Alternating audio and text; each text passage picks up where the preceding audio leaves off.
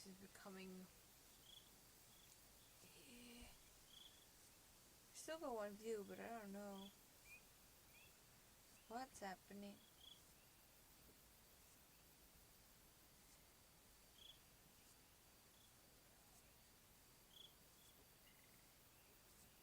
Fucking Kuzma brew. Camera is back. Yeah. But, okay, cool. We're still live though. We never stopped being live as far as I know. Okay, great. It's just the camera that disconnected from the PC. I see. Also, I can't see your face in the Wow. footage. Oh my goodness gracious me. Okay, great. So I don't actually have to do that. I was worried that we had been disconnected from live. I don't know if you can hear my voice, but I was wondering if we had been disconnected from live, and then I would have to resend links out, and then my stories and everything is just gonna get like fucking long. But it's okay.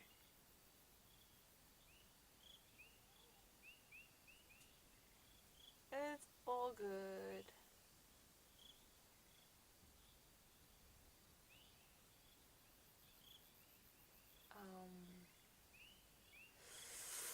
Whew.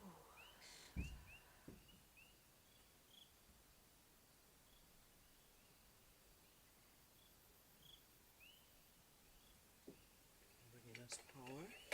Great.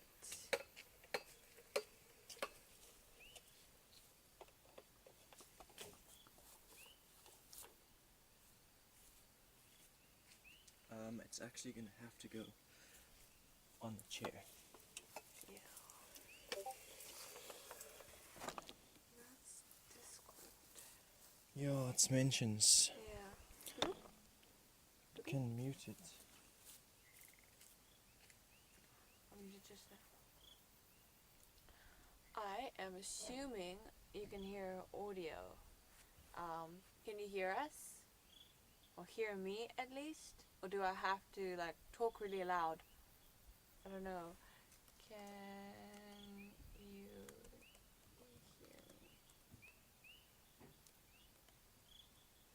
Where's shift?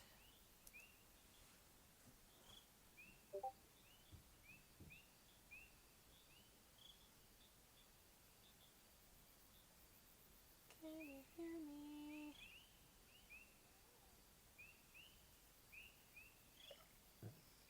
Pardon me. Since our Iboga ceremony, been a bit gassy. Yeah, certain members are out for the count at the moment. Yeah. As a result of that, we had hoped we had enough time But it to seems work through very it, late. and for the most part we have, but there's, Priestess Azura is going through some well-ups of, something needs to be purged. Yeah.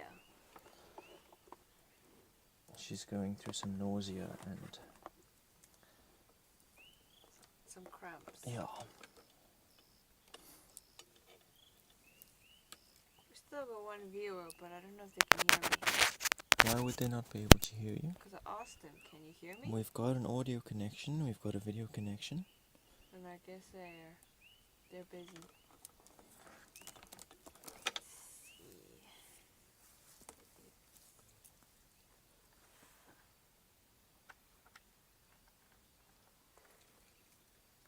There you go, you got a response. Oh, my bad, Stargazer. Don't worry, I was being impatient. I didn't hear you ask. Got it. How are you, Stargazer? Yes, and welcome to the chat. Thank you Yeah. for joining us this evening. We haven't quite started yet, we're still setting up, and we're going to bring the ceremony space here little by little. Yes. Once the fire is burning, that's when we're going to start with our divination.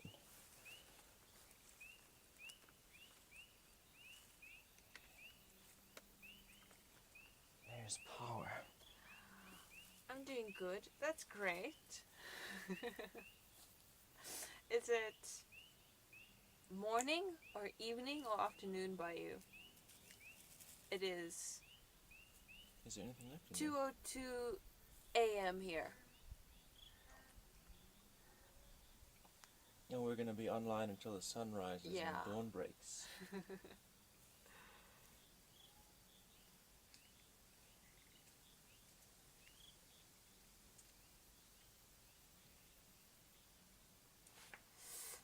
Let's switch this back on. Oh, it never went off. Screen just goes black. Yeah. Yeah. Something I haven't adjusted yet. Settings I haven't adjusted yet. So I'm thinking I'm going to put the fire right here. Perfect.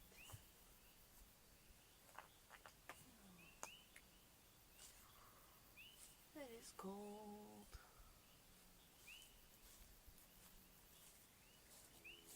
Use your breath to warm yourself. Pull in energy from the environment. Raise your heart rate with will. Oh, you responded. So I'm guessing you're all making this divination as powerful as you can with the community, yeah? Let me close this so I can see. Or is the ceremony for something else? So this is a Beltane ceremony. Yeah. Like you guys have just moved into, or you're just about to move into, what do you call it? Samhain, All Hallows Eve, Halloween, whatever you call it. We're in the southern hemisphere, so the entire cosmos is reversed, the seasons are reversed, the zodiac is reversed. Yeah. In fact, the way that the sun travels in the sky is reversed. The moon points in opposite directions during the waxing and waning. So,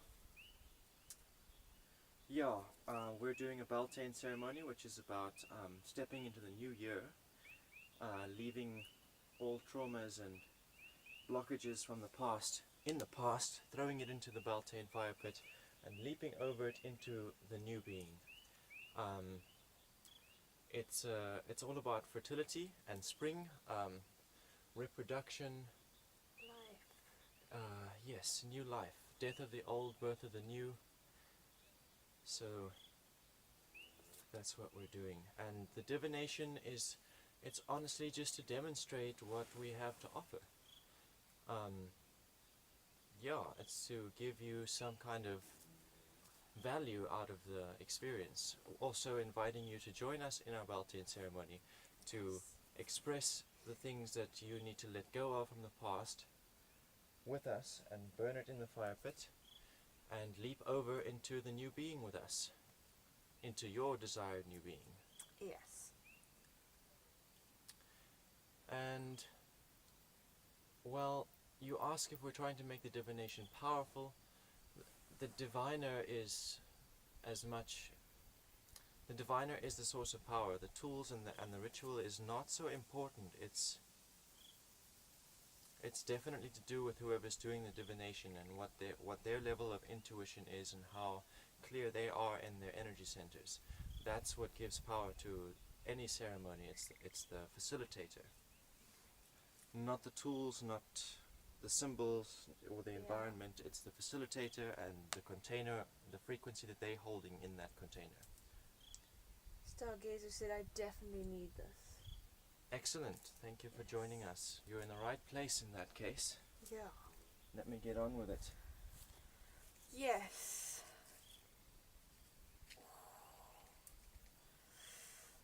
I might get a warm top just now.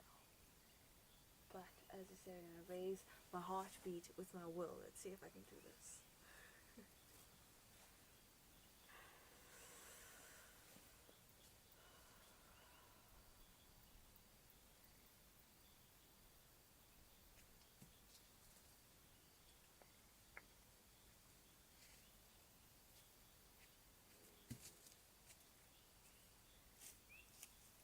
Collecting all the random rocks I can find. To make a pit. Yeah, to make an outline. I'm going to come and dig a little bit out of the ground where my pit is going to go. Hi, Perry.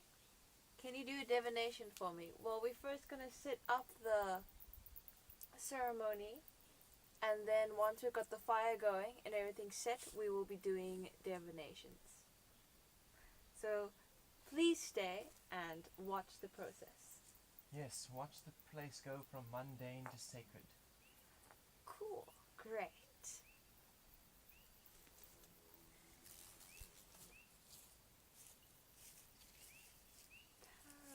Parasocial parry.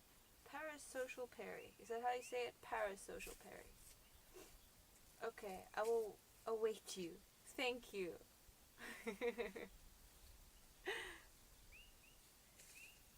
I'm really loving how lively and how much interaction we're getting so soon Into it, yeah.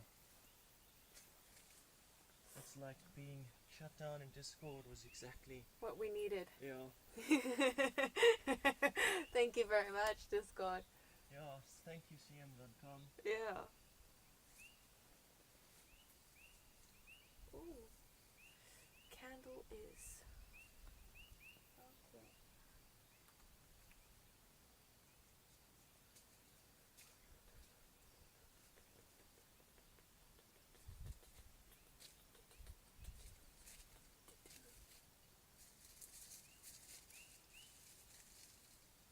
Okay. I think I have found all the random rocks that were laying around here. What is a Beltane?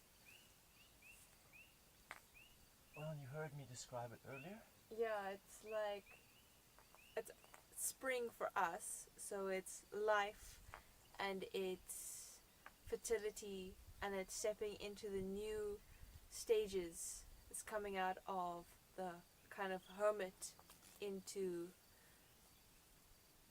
I don't know the next word, but yeah, into life and into the next steps, into the next pathway. So if you're on the other hemisphere, you would be in Halloween, which would be going into winter, into the hermit stage. And we are on the other side, where we're going into spring and life. I'm gonna And take new one beginnings. Of these candles. Okay, cool. And go. Get a spade. Yeah. So that's what Beltane is.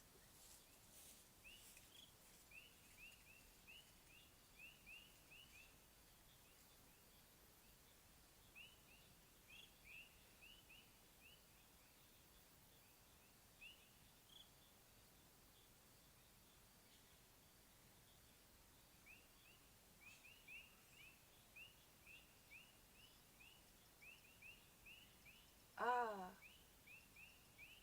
Are you Irish? I'm actually not Irish. We are South African. All three of us, Priestess Azura, which is inside right now, Karin and myself, Joe, we are all from South Africa, born and raised. Where are you from, Perry? Potato, tomato.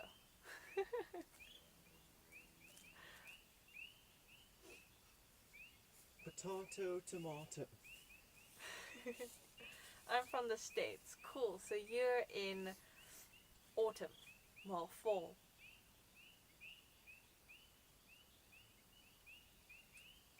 You're in Samhain, where the veils are thinnest between the worlds. All Hallows Eve. Halloween. Yes. So I couldn't find a regular spade. I've only managed to find this thing. A conning. It's gonna take a little bit longer, but it's alright. Yeah, it's all good. Yeah, I don't have the key to the shed right now. Yeah, that's all the way in the other place. Yeah. Yeah, it's probably bought up. You guys should convert to Halloween. It's much more fun, plus candy. Hey, we do our Samhain. Yes. It comes around. We're just in the opposite. We do things in opposite because we're on the opposite side of the world. Yeah, it's kind of disappointing to do it when it's warm. And There's all. deep symbolism with each of the Sabbats, and here in the southern hemisphere, doing Observing the Sabbaths at the wrong time of year, like Christmas, which is Yule, the winter solstice, to do that in summer, it messes with the psychic energy and the frequency of the whole country. Yeah. It's very important that we turn it the right way around and go back to observing the Sabbaths at the right time of year. Not only does it have an effect on your frequency, the whole experience is designed around agriculture. So in winter you don't harvest anything. It's a dark night where nothing grows. And then you're celebrating that period of not doing anything, of sharing gifts to endure through winter. You're doing that in summer, when you should be harvesting your crops, where you should be reaping the harvest that you sowed now at Beltane and during the spring equinox. Yeah. The spring equinox is Ostara, corresponds with Easter. But then again, Easter is the wrong time of year in the summer southern hemisphere. Yeah, it's in autumn. Like you guys have zodiacs, we have zodiacs. So right now we are in Taurus. Yeah, since we're the opposite side of you guys. Our sun is in Taurus at the moment.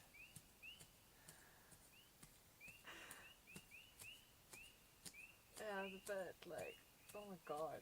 Yeah. For To realize just how fucking inaccurate everything is Yeah. for us on this side of the world. 19, for how many years in this side of the world everyone believes that they're in a different placement. Yeah.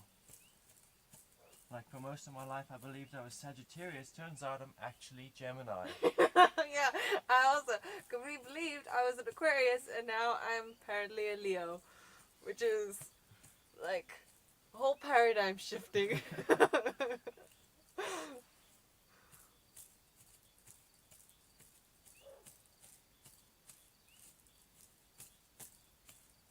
It's very interesting though, because I've never, when I did do research on the Leo sign placements, I didn't really relate to it.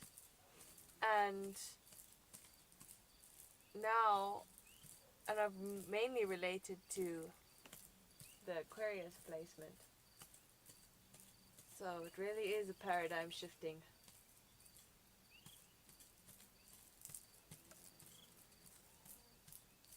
Hey, it totally makes sense to me. To me being a Leo. Yeah, and me being Gemini. And Z being Scorpio. It makes fucking sense. It makes the Adri also Gemini. Also, oh my god, Oh, yeah. and Grant and God Grant also. Also a Gemini. Yeah. Yeah, all these so believe Sagittariuses. Oh my god. So weird. It's like I got more fire in me than air. And you guys have got more air than fire. That's fucking hectic. Yeah. But it's accurate. Oh my god. I'm gonna take a while for that to soak in. Yeah, to integrate fully. Yeah. So then what would Virgo be? Virgo would be Libra. Or am I wrong? No. Virgo is one just before Libra. So Aries is Libra. Aries is Libra. What comes before Aries? Pisces. Holy shit, David's a Pisces. That makes so much sense. Makes so much fucking Makes sense. so much fucking sense. Oh my god. And what it would be, a Pisces would be a Virgo. Oh my god. Yeah. Stargazer, will your divination help me find a true sound in music? A song artist, by the way. Another artist. We're also artists. We're also here. artists, and we will be sharing our music. I'm sure, depending on your question, the divination will show you ways that you can achieve your music and achieve your sound, and ways to unblock your throat and your will. Sacral. Yeah, and your sacral, so that you will be able to find your sound in music. and engage your creativity Yeah. in ways that you didn't know how or didn't see before, that you didn't realize were at your disposal.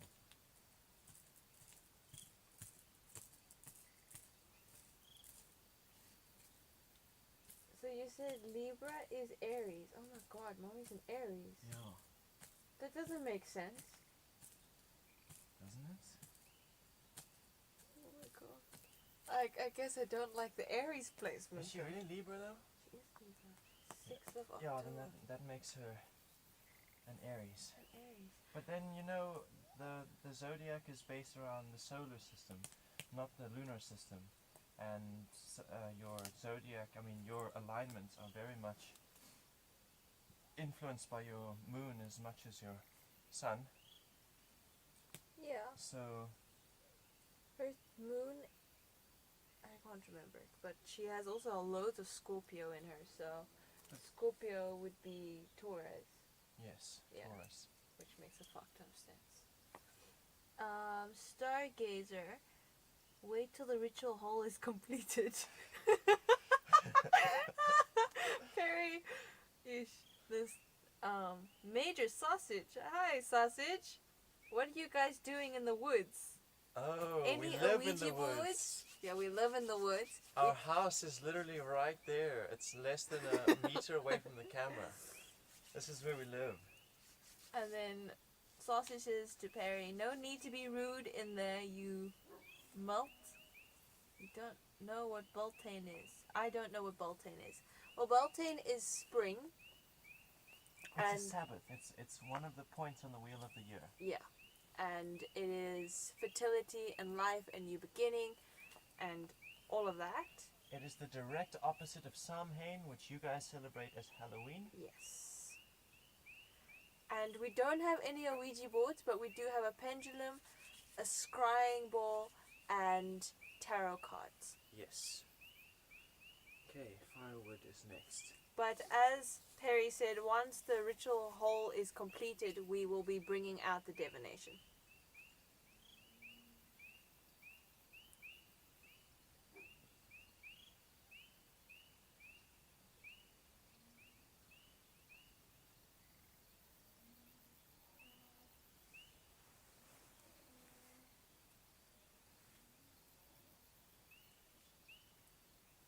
But it looks like the hole has been dug, so now we're just getting wood. Well, I can't say we, because I'm not helping him. What is divination? It's when you ask your spirit guides, your God, your higher self, for wisdom and clarity on certain things. So as we did earlier, we were sitting with the pendulum and we were asking it yes or no questions on our lives so that we could get the answer. And we were asking that of our God to show us the answer. It is very exciting, Sausage.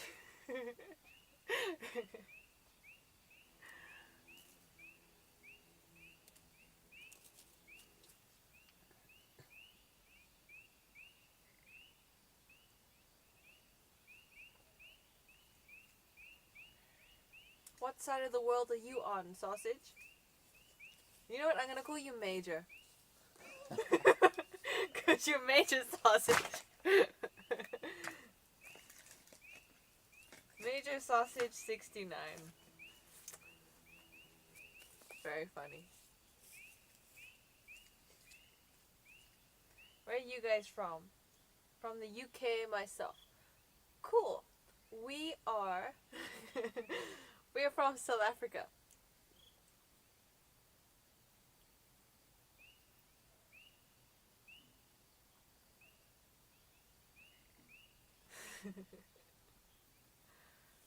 Yeah, we're in Africa, which is pretty cool. Very happy to be here. It doesn't sound very convincing, but I am. I don't know. Wait, no. All good. All good. I thought you were from South Africa. One of my best buds lives in Pretoria. That's pretty cool. Pretoria is about like 15 hours away from us by car. We are in Knysna. Are you Stargazer, are you comfortable with me talking to Archangel? Okay, I'm really bad at reading, so Earl, through your divinations? Yeah, totally comfortable. Whatever your god or your spirit guide is, or your archangel is, you may communicate with them through our divinations. So you, Joe, Ah, you had some of your very first divination exercises and experiences today. yes. Why don't you share some of that with them Okay. to help them understand what it's like? Well, today I worked with an actual pendulum. I have a little. You're welcome, Stargazer.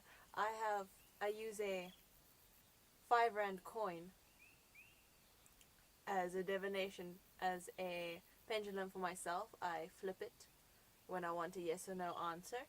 But today I use an actual like gem on a thread, and I asked it today. I asked it if I have brown eyes, which I don't, and I watched it swing quite fast to the side, which was a clear no to me. And then I asked it. No, it's not my dad in the background, it's actually my brother. But yes, he does represent a healthy masculine archetype in my life, which is more fatherly to me. But then I have suffered from quite a few yeast infections in my life, so I asked the pendulum if I have ever had a yeast infection, and it swung forwards, which was a clear yes to me. There was a time I did it, and Priestess Azura was with me, but just now, and she asked if she was wearing pants because she was wearing a skirt. And the pendulum swung to the side, saying no, but it was also doing a circle, which to me clarified that it was saying, no, you're not wearing pants, but you are wearing something that is covering your legs. So it was finding a loophole. When I asked Priestess Azura, when she was holding the pendulum, I asked her if I have a TV, since I don't have an actual TV, I only have a laptop and a cell phone. I asked it if I have a TV, and it also swung in a circle saying yes and no. It was jumping through loopholes saying you don't clearly have a TV, but you do have something you can watch stuff on. And then we sat down with the scrying ball, each one of us looking at different things. And for me, I saw a man, and then I saw a mask, which represented the masculine archetype in my life, which is extremely unhealthy. And to break that unhealthy pattern of me projecting that onto other men and masculine energies that I find, I've just gone, my train of thought's just gone. Let me clarify my thoughts here. I must take captive those thoughts, and when I feel the well up of, when I see a masculine and I feel the well up of those thoughts and those projections, I must be careful about how I will go about like talking to them and being around them, so that I don't project my unhealthy masking of a masculine onto them and then ending up turning them to be the unhealthy archetype that has come from generation down and from her own traumas of meeting quite a few unhealthy masculine archetypes.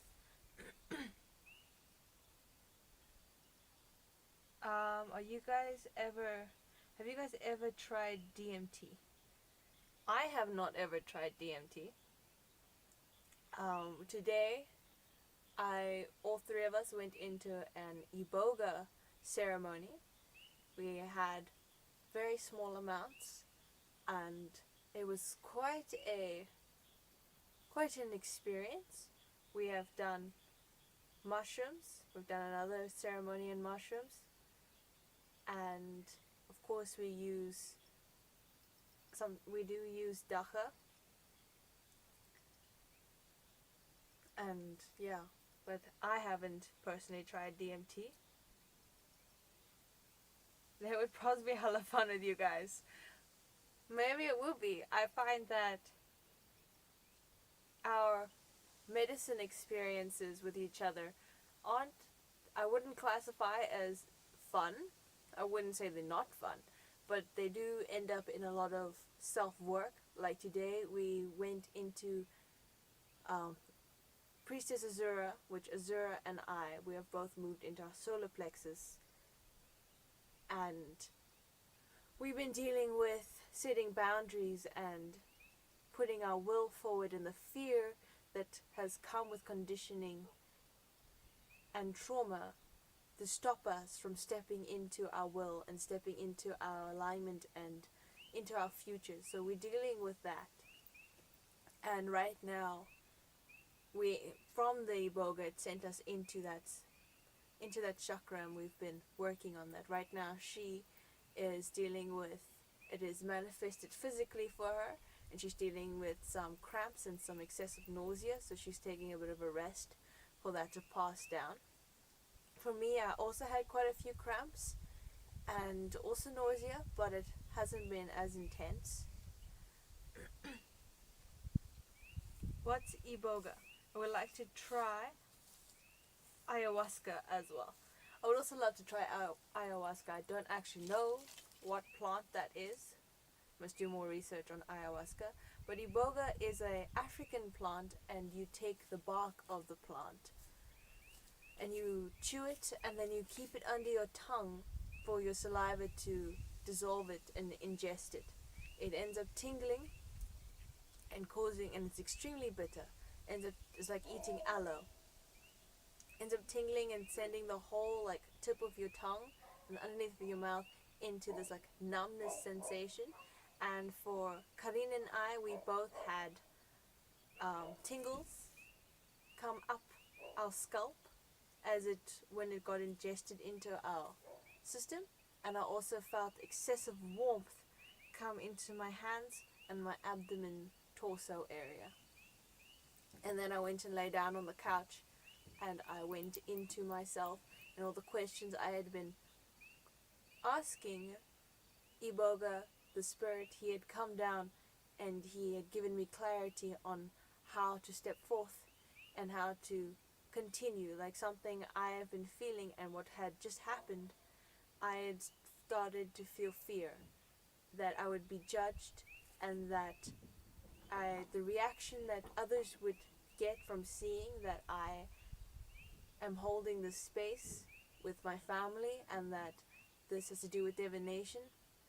I was afraid that the reaction I was going to get wasn't going to be good, and I was dealing with that fear. And I asked Iboga what to do with this fear, and they said to not let that rule me. It's okay, whatever reaction they have, it has nothing to do with me. I must continue to step forth, otherwise what I'm going to continue to do is suppress myself and hide myself and stay in the shell and never exceed to the powers and I'll never take my future. It will just always sit hanging in front of me. Which is clarity, and I must do this, and I'm going to be doing this, but it's also going to be a bit of a struggle at times, where I will get negative reactions because not everyone is going to be happy with the path I take. But I must continue to stay to my boundary and stay true to myself and continue to walk in the pathway and with my destiny. So that's something Iboga showed to me. And there were more questions about just setting boundaries and understanding things about past relationships that I hadn't truly dealt with and I didn't completely understand. And it gave me clarity to understand that these people didn't stay in my life because it was going to become too detrimental if we did stay together. What they were there for was for us to learn what we did in those few months, but after that we had to separate, otherwise it was going to become detrimental and we weren't going to be stepping into our alignment. I think the thing with psychedelics, if that's what you want to call them, is you have to understand the negativity but embrace the positivity more. Yes. Sounds good. Glad you enjoyed. Highly recommend DMT. I will be trying DMT someday. DMT is the active compound in ayahuasca. Is it? Yes. Well then I guess I tried DMT today. We didn't do ayahuasca today. No, we didn't do ayahuasca. I thought you said iboga. No. Sorry, my brain heard different things. No, iboga is a stimulant. Never mind. When I try ayahuasca, it'll be similar to DMT. When you say understanding, yes it is. Cool, Major. Understanding the negativity but embracing the positivity more. Yes, I think I'm going to take that as you're talking about ayahuasca. You have to go to the Amazon and meet the shaman. It's very interesting that you say that, because Priestess Azura and Karin are planning and wanting to go to South America. But we have shamans here who Yeah, we host do. ayahuasca ceremonies right here Yeah, in the right garden. here. Who also traveled to South America. So, And learn from the shamans. yeah.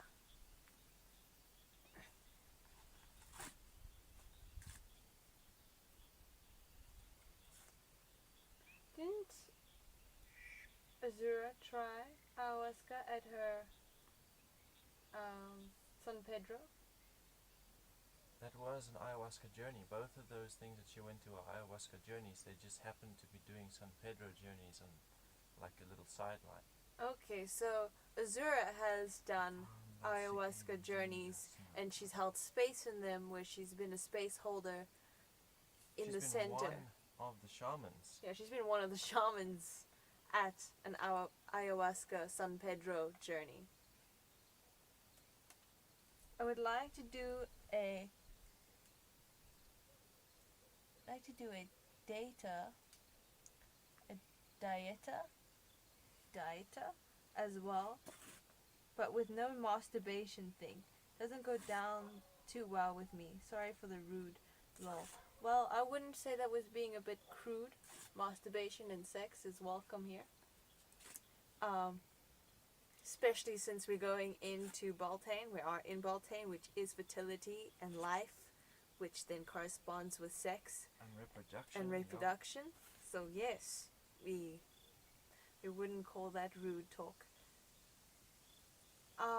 It's interesting that you say the masturbation doesn't go down well with you.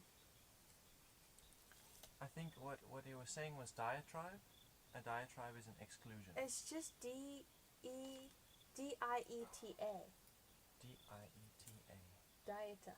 Yeah. It's welcome here. Yeah. Within reason. Yeah, within reason and respect. We don't want to be kicked off of Twitch or YouTube Yeah, or whatever. for being excessive. Yeah, we're not gonna like shoot a porno and stream it to. No, we're not gonna do that for Beltane.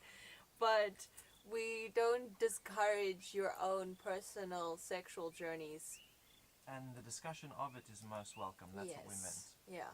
Like to express that you'd like to participate in a dieta, whatever that may be, and your reservations are the absence of masturbation. That's an entirely acceptable comment.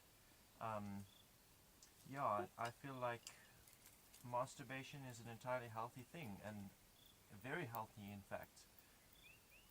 It's the addiction where you're turning to that almost like one would turn to a substance, that's when it becomes a problem. And all of these things have to be discussed. We have to be vulnerable enough and secure enough to talk about these things. Yes, I do agree with you. It also helps us connect with ourselves and learn a lot about ourselves and deal through a lot of traumas within ourselves through masturbation. Perry says, that's not very Beltane of you.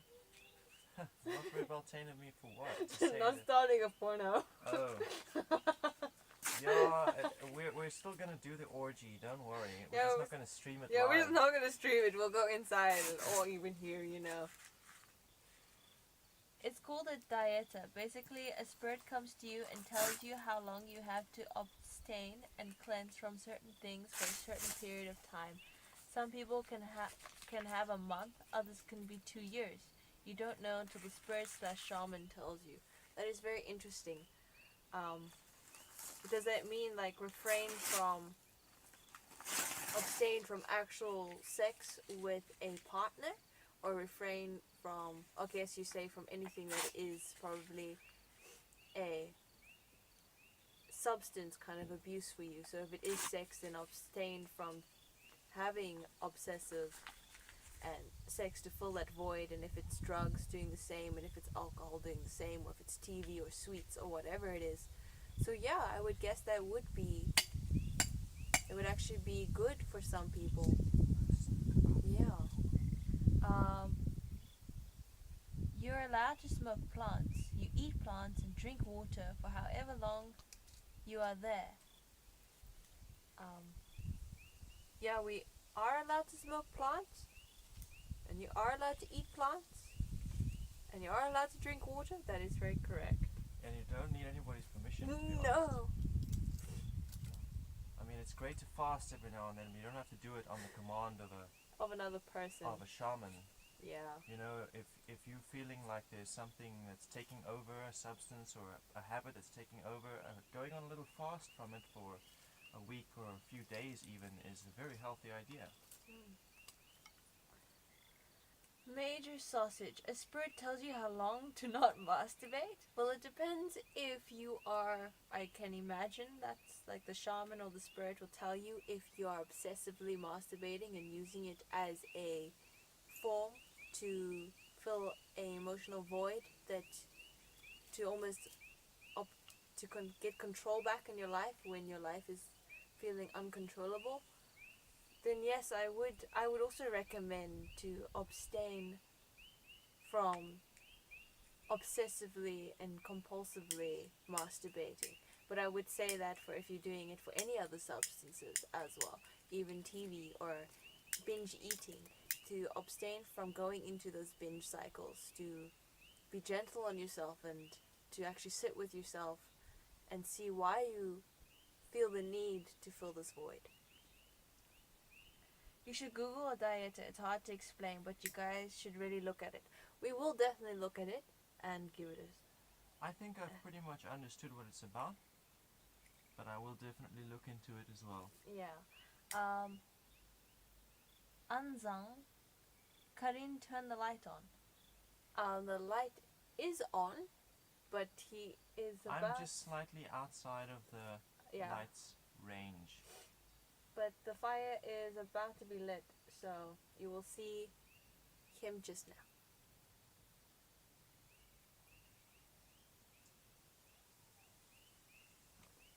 Oh dear, there goes my lighter into pieces. Oh, fuck. It's a lot of fun. A lot of fun.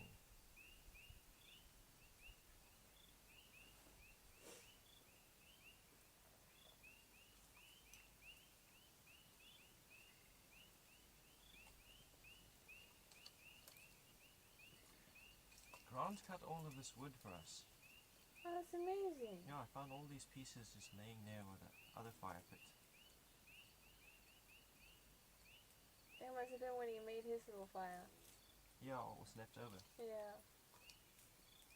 Maybe he planned to build another one before they left. Yeah, and didn't get around to it. Yeah. Thanks, Grant.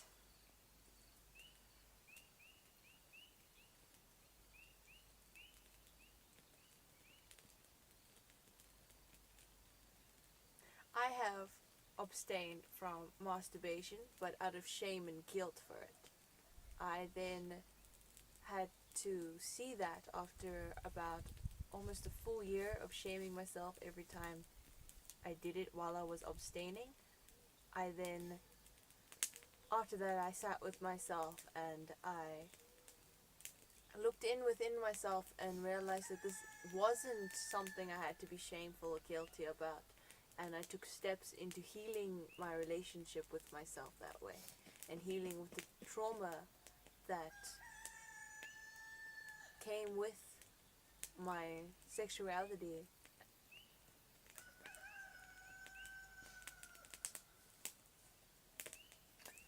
So where you guys from? Where you guys from is predominantly white. My friend won't dare to be outside at these times. It's not predominantly white since we're in Africa, which means it's predominantly black and koi sand, which is colored. We do have quite a few chickens. I don't know what your friend means by they don't dare to be outside. Is it because of COVID or because of the white people? But both aren't gonna harm you. COVID is just a flu and something we don't actually need to be afraid of. And if you look at the statistics, people don't actually die from COVID, they die from other underlying health diseases. And COVID just ends up, once they get that, their immune system plummets and they aren't able to fight any of the other diseases at the same time. Is that the ceremonial chicken? Well, I guess so, yes. We've got a few going off now in the distance. Yeah, the whole neighborhood is woken up to announce that they're still alive. Yeah. The chickens are sounding. It's time. The time is night. Night? Nigh. Yeah, the time is nigh.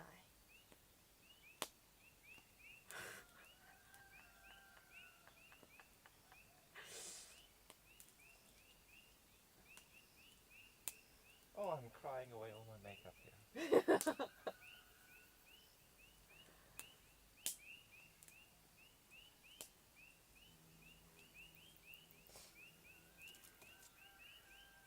Sure, the time's going fast. It's like 2:45 already.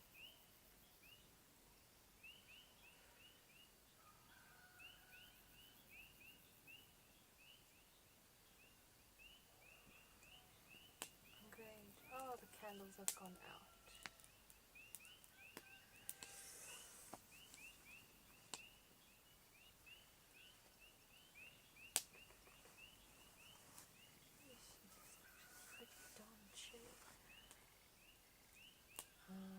Twitter is still no one's chatting.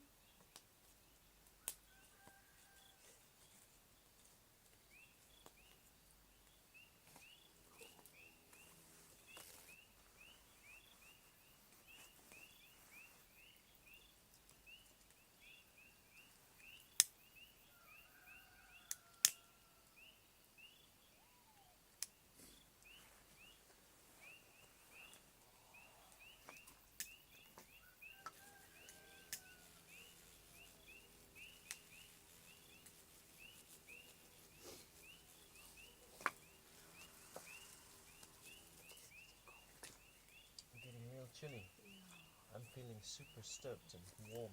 Yeah, but you've been blowing a fire.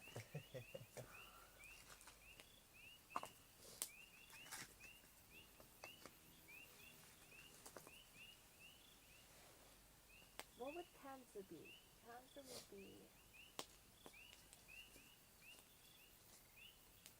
I'm not all that familiar with the zodiac, to be honest. I don't know what order it goes in. I do it.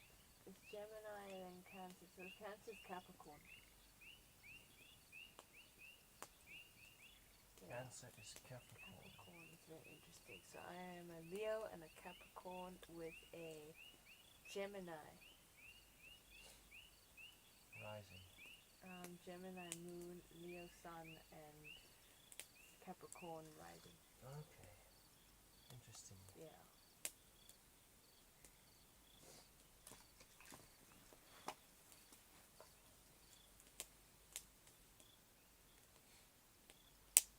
It's not been the easiest fire to get going. It's also smothering you, I see. Yeah. Wind is changing direction very frequently. I need to go blow my nose. I am getting a little bit hungry.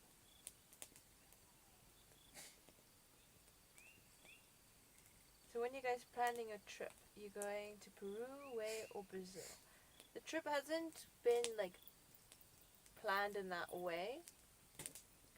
It is in the planning and in the ripples right now, and when it happens, it happens. That's kind of where it is at the moment.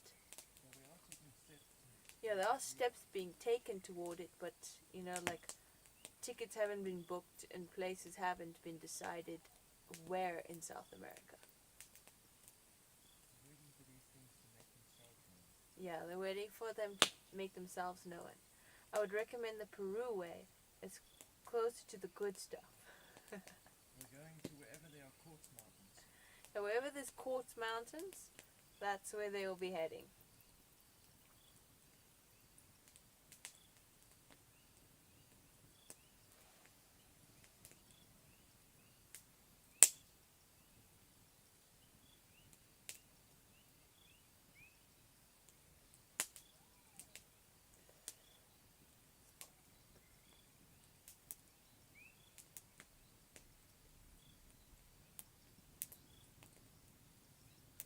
Can I go with them?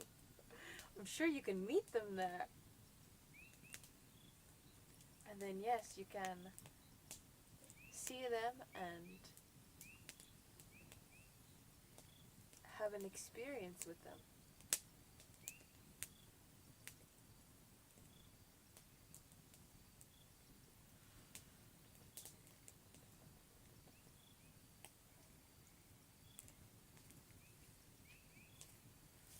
So here we have some divination tools. We have a scrying bowl. Is there a pedestal around here? No. No. We have a tarot deck. Yes. It is the Thoth Tarot. I must come to SA again. I love the place. I would eventually like to move over there. I never knew you moved to South Africa, but you had visited Southern Africa. And a pendulum. Yeah. And I'm gonna find the yeah, pedestal. if you are called to move here, you must definitely come over.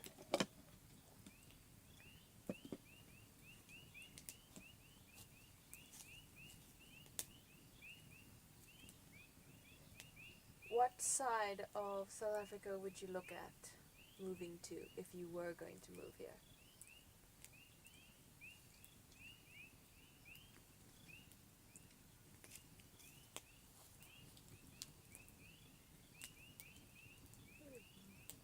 Yep, there we go. Okay. You find another lighter. I do have one. Okay, great.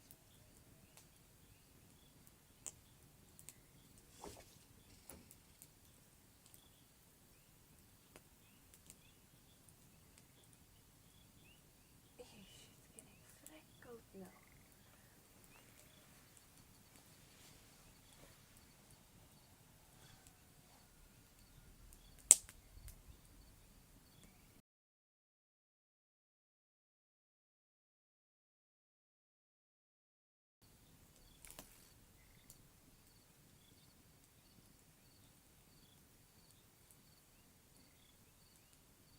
According to our encoding dashboard, we've only been live for an hour and 25 minutes. Yeah. Okay. Oh my god. shit. Well, we're getting it sorted. We've still got the cameras back on. Okay.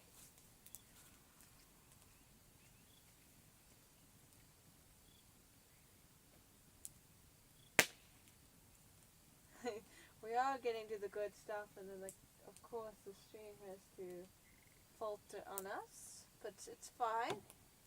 We're getting it sorted.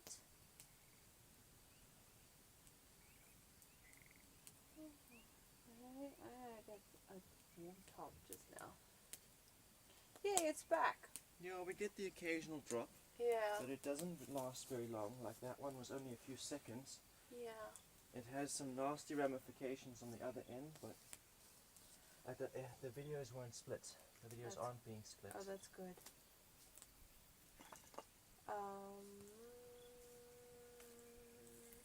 Okay, so you would look at moving more into like Johannesburg and Pretoria. I would definitely like to stay in the Western Cape. I would highly recommend the Western Cape over the Northwest. Yeah. These places are great to visit and check out, but I mean, Living there is a bit... living in the city, you're still not getting away from the propaganda and the fear-mongering and Yeah. the COVID reality.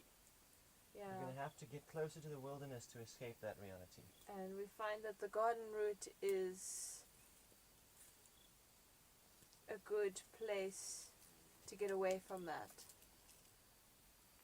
You guys getting the data shedding at the moment? You mean like load shedding? Yes. We are getting it. It has started more frequently now that we're nearing December, which is our holiday seasons. But today we haven't actually had any. But yesterday, not yesterday, the day before we had load shedding at 6 in the evening, 6 p.m. And then the day before we had it 10 a.m. to 12 p.m. and then from 6:30 to 8:30. This fire was going so nicely, and then I tried to put wood on it and it keeled over. Durban is a lovely place as well. I've actually never been to Durban, but I have seen photos of the beaches and stuff like that, and it does look like a lovely place. It's just another city, which I'm kind of like no city person, no town, no city kind of person. I really like living. Even living here, I sometimes wish we were more isolated since we have quite a few neighbors. Well, a few neighbors for farmland. The Eastern Cape is beautiful though. Yeah. If you're not in the city. Very rural, open. Yeah, you could always try the Eastern Cape. Durban is in the Eastern Cape. Oh yeah, it is. I gotta get a warm top. We could also move closer to the fire. But yeah, go get your clothes. I want my sweater. I'll be back now, chat. Ooh, I think I might pee as well.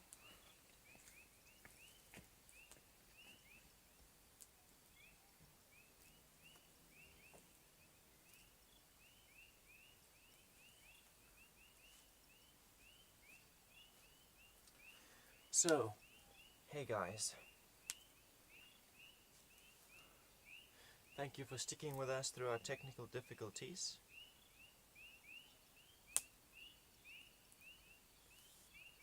Amazing. So, there was more that I wanted to bring into this space, but it's not in my mind right now. Yeah. Hey, Major Sausage 69.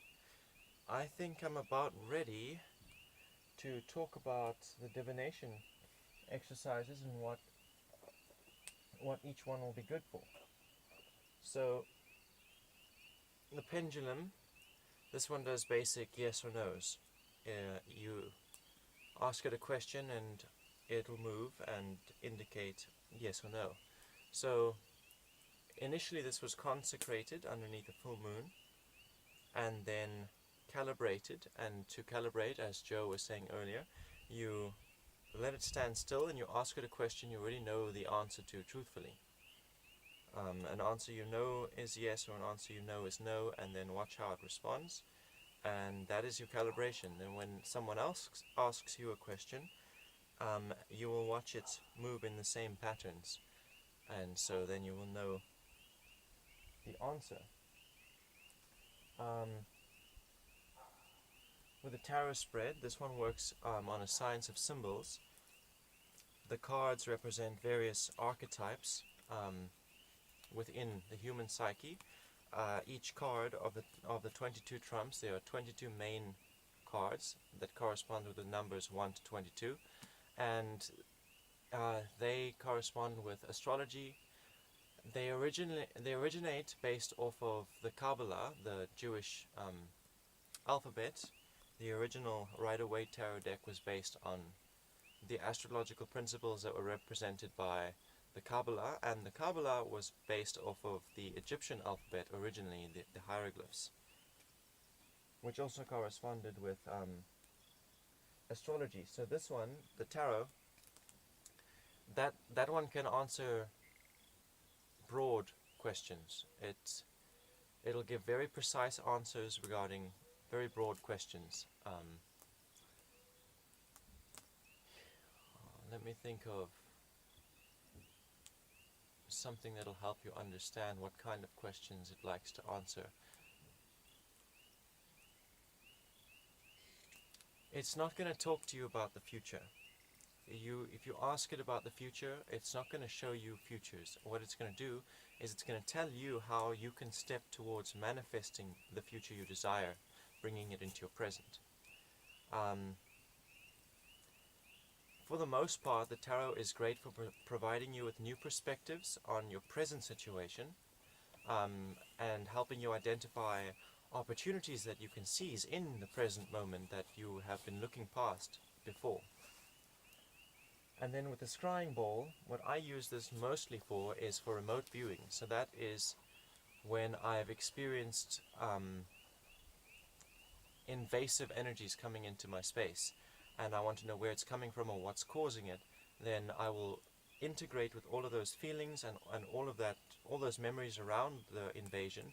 So this can be as simple as a theft. Somebody broke into my house and stole something.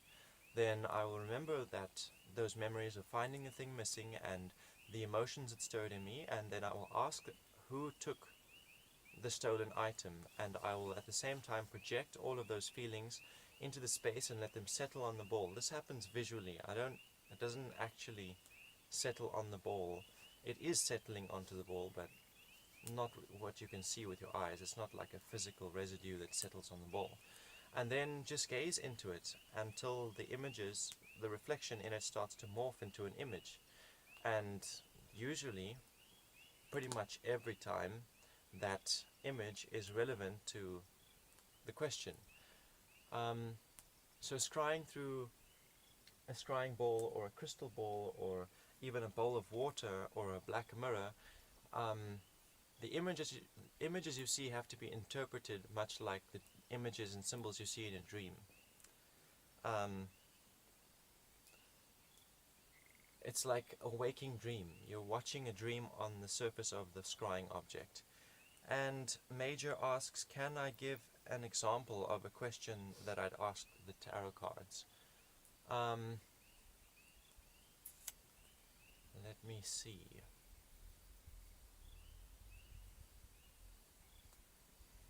I remember somebody asked me in my last live reading stream, they asked me a question that really struck.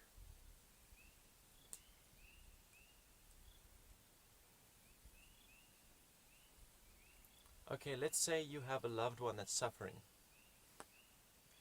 Someone is in hospital, they've been diagnosed with whatever, they've gone through an operation and it's been difficult, it's a difficult time for them, and you find yourself, whenever you're interacting with them, the container or the interaction between you, it doesn't hold a positive energy. It consistently turns back into negative energy, where they will say something that triggers you and then you'll say something nasty, and you end up hurting them more than they're already hurting, and you feel shit about that. So then you're sitting to yourself and you're asking, why is this the case? And then to expand on that, you could ask the tarot, how can I better hold the container for positive energy and healing through this time with this individual specifically? Then the tarot will outline why you are feeling these triggers and why they're feeling those triggers, and how you can transmute those energies as they start to bounce in the container. I hope that helps you understand. I need to go and check on my face quickly. That actually looks fine. Does it? Yeah, I got no makeup anyway. Okay, well, in that case, I would like some tobacco. There you go. Moving up now. I wonder if you can see me sitting over here. Yes, you're visible. Okay, great. I think I might actually scoot closer to the fire and then shift you so I can still see the screen but be warm, because fuck, it's cold. It's wet over here, the dew, so my toes are gonna get wet now. Cold.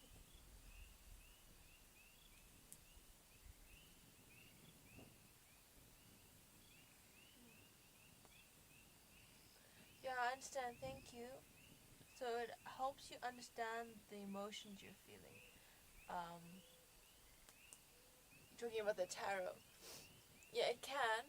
It can help you understand the emotions you're feeling. It can help you understand the situation you're in and how what you're doing, so the consequences of your actions, how that might influence your future. It helps you see that so that you can take action into either stopping it. So I did a reading for myself and I got that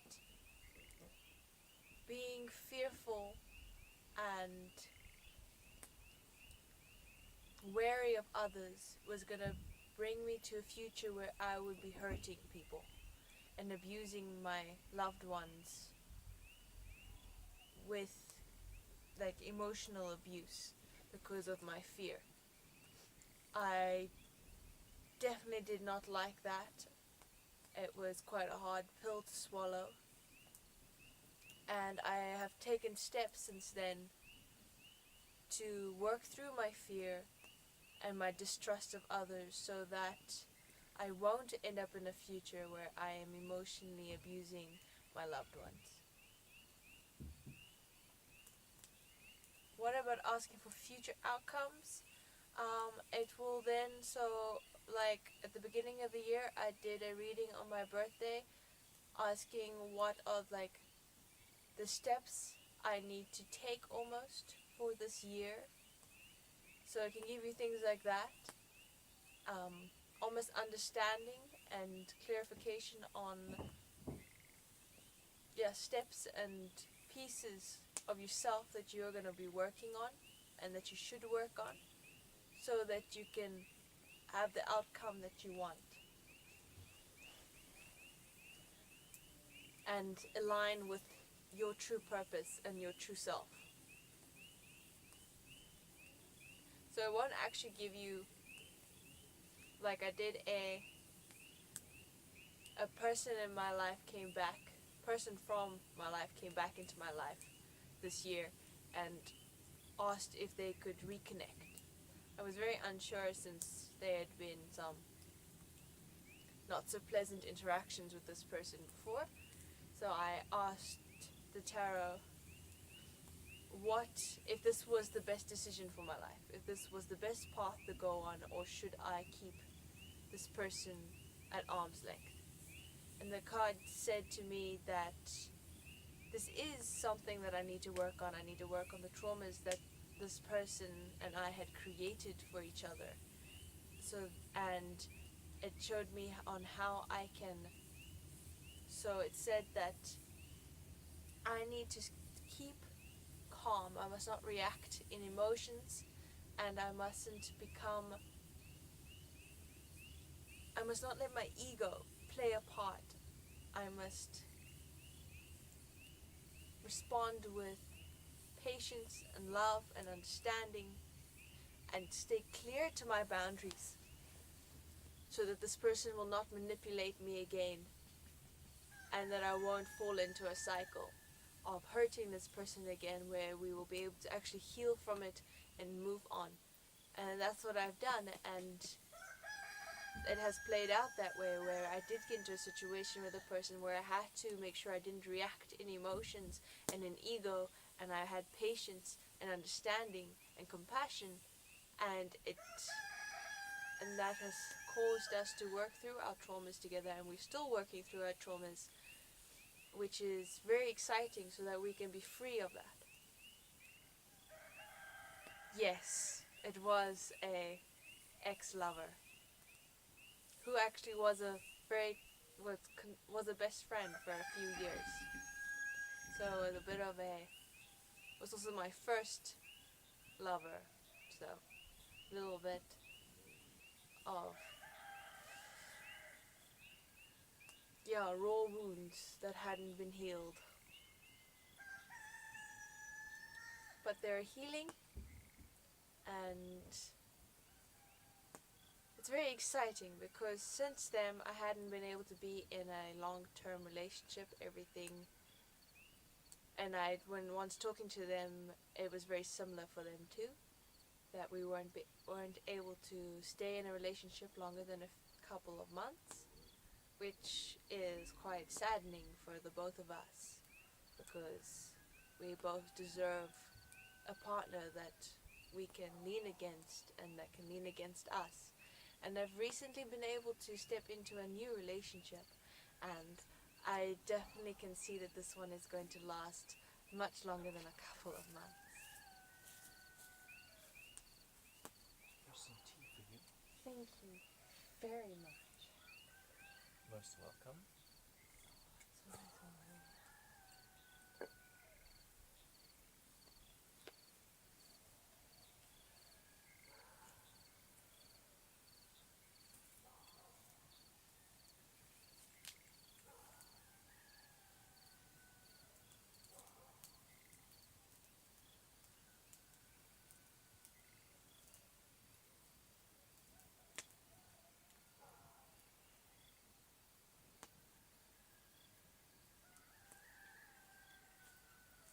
Sometimes she just gets like that, unfortunately. Congrats on your new relationship.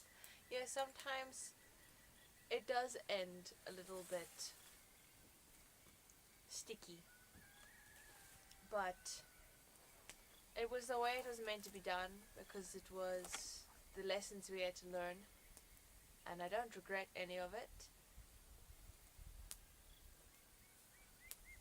But thank you on your congrats, your blessings on my current relationship. Thank God it's closed.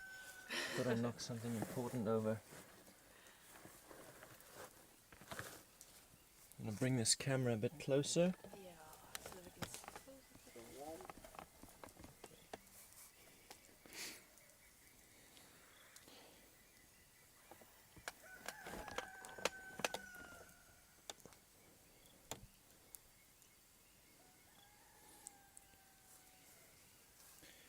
Can probably come even closer.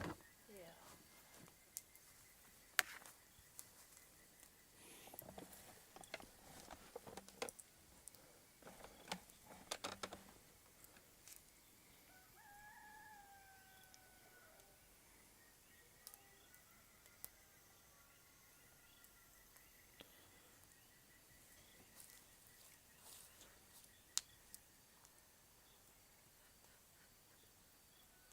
So, if you guys have an interest in any form of divination, please feel free to request, and I'll get to you shortly. I know Stargazer wanted to communicate with Archangel. But is Stargazer still with us in the chat? Yeah, I will have to see now.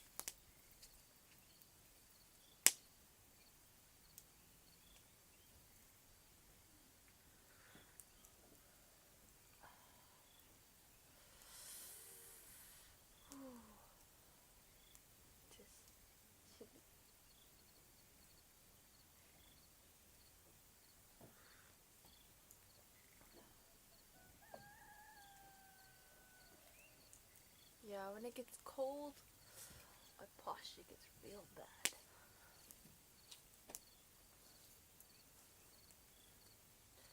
Is it time for the thing? It is time for the thing. Yes, it is. Oh, look So at that! Let's make some Azura adjustments is with here. us. Let's make some adjustments here so that we can both sit near to the fire. Maybe move that stuff a little bit that Yeah, way. that's the plan. And move up a little bit that way, then I can sit right over here. You've got a blanket. Perfect. Yeah, 'cause it's fine. Thank you for joining us. Yes. We've got Major Sausage and Perry in the chat. Nice. It's actually parasocial Perry. But So can I Hello. borrow that lighter you were talking about earlier? yeah, it's out of my pocket.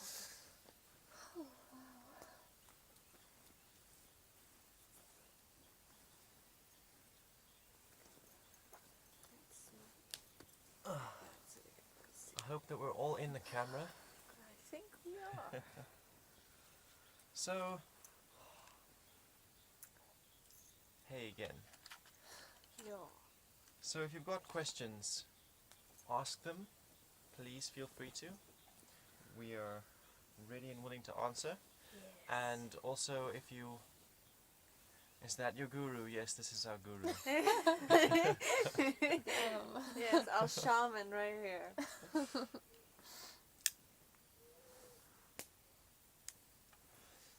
And yeah, if you've got an interest in any of these divination tools, please Yeah. go ahead and express that interest.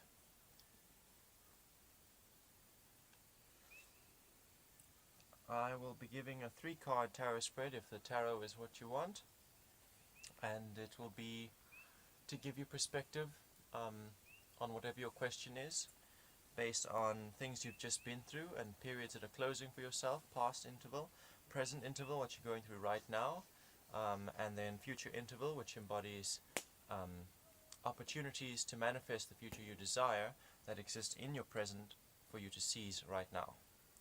And if you want to have a more direct, if your question's more direct, that has a yes or no answer, then the pendulum will work for you. And the scrying ball, that's for advanced scrying, that's for advanced divination. For more than what the tarot or the pendulum can give. Yeah. The potential here is limitless.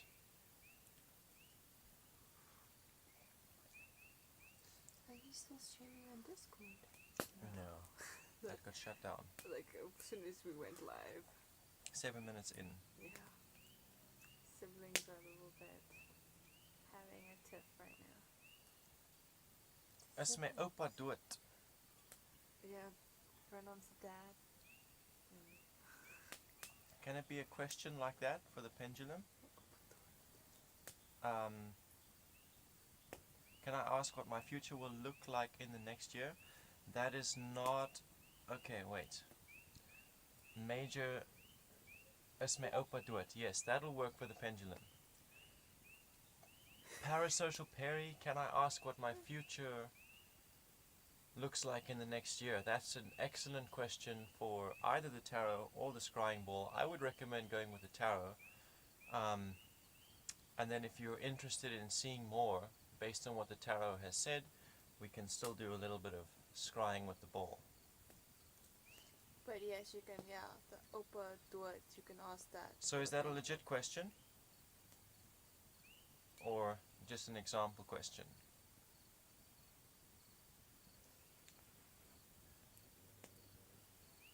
Cradling my teeth. With some body heat. This is starting to radiate. It It's is good. starting, it's warming up nicely. Yeah. Perry says tarot is good. Do you have the thought deck? Yes, I do. That's the deck that I work with primarily. I've never owned another one. I did some readings with the Rider-Waite in 2016. And you gave a look at the cards again last night. Yeah, I had a look at the Rider-Waite again last night. So, Yeah, let's try that. I've seen the pendulum thing before. Okay, so you want to ask that question, Major? You're going to answer, Major? You seem to have an affinity for this thing. I like this thing. Okay, so Major, ask your question and then... Questions asked. Okay, you want... So now you ask Okay. the pendulum and wait for the answer. Is my opa dood? Embody Major when you ask the question. Imagine you are Major. Affirm that you are.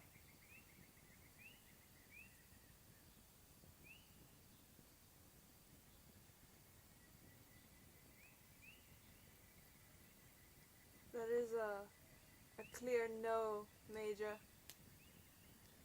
Yeah. It's... I'm going crazy. Yeah, it's going quite fast. If you can see that. Yeah, so. Your opa is nie dood nie.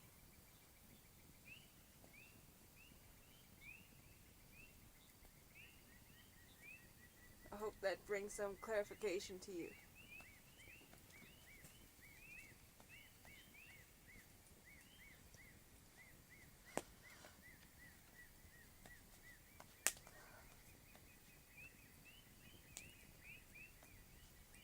Reveal to Perry the future which he will reap based on the seeds he has sown.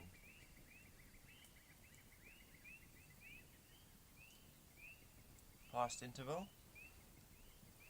present interval, future interval. So your past interval is number 4 of the trumps. Don't know if you can see it in this light. It is the Emperor, and the card is reversed. Your present interval is number 16 of the trumps, and it is the Tower. Oh, he is actually dead. Then I guess I was asking for me. Sorry. Yeah. 7 of Swords is your future interval. The card is reversed. So the Emperor card talks about authority, the authority of the masculine. Ideas like putting your own desires second and putting family desires, the kingdom's best interest first, even when this is painful and uncomfortable for you. So that is your past interval, and things that have just closed. You come from a place where you've been holding a space for family and friends. You've been holding a state of authority and putting your own needs second, to uphold their priorities first, and even to your own detriment, and even through discomfort and displeasure, you've held that, but that's in the past. In the present, your eyes have been opened to yourself. Something has happened in your present. Someone has said something, or you have had an experience that exposed insecurities in your ego and your identity, and now you're seeing them clearly, and that structure of your ego is not able to stand anymore. It's falling down, and this is a good thing. It's something we have to do regularly. Observe the insecurities that we base our identity on, so that we can tear down insecure towers, egos, and build new identities based on more solid truths and solid facts about ourselves and how we perceive ourselves. So when the tower is insecure, it is because we have based a belief about ourselves on something that isn't true. And yeah, the tower can't stand on insecurities. It has to fall eventually. When the eye of perception sees it clearly, it collapses automatically. It's not something you can resist. And that's what you're experiencing now. Insecurity, you become aware of the insecurities in your identity, and that identity is collapsing as a new one is being founded. Your future interval, the opportunities you can seize in this moment, it is the 7 of Swords. 7 is a number of contemplation and choosing direction. So it's talking about looking into yourself, contemplating which direction to dedicate your energy, which which reality to bring into your present. This is specifically regarding your purpose and your intuition. What this card wants to say to you is that you have sown seeds into this year, and whatever you have been doing, whether it's positive or negative, you're going to reap it next year. But there is still potential for you to sow seeds towards your true desire, towards your true purpose. And purpose is when you step out onto a path to follow your heart's true desire. So this card is telling you that there's still opportunity for you to choose a direction, choose things to manifest into next year. There's still time for you to sow seeds in the present of this year and reap them next year.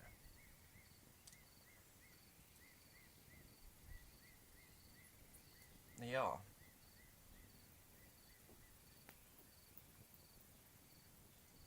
The card is reversed, and that is telling me that this contemplation, you mustn't spend too much time there.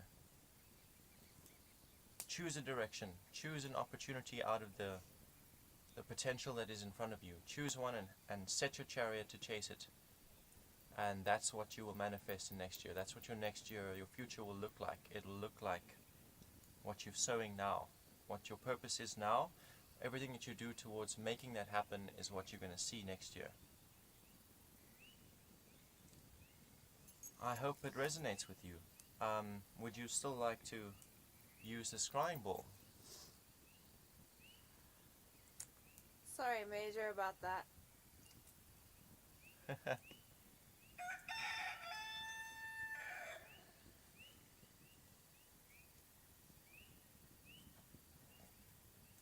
Most welcome, Perry. Most welcome. Hey, you're still learning. You're still figuring out how the stuff works. Yeah, so that's how the tarot basically works. Very relatable to the situation now and what you can do now regarding the future that you want. Scrying ball is cool. So, with this in mind now, if you have an idea of the purpose you want to manifest into next year, then we can take a look at that reality as if it was already manifest in the scrying ball. It'll come in the form of symbols, much like a dream, and then I will interpret those symbols as I see them.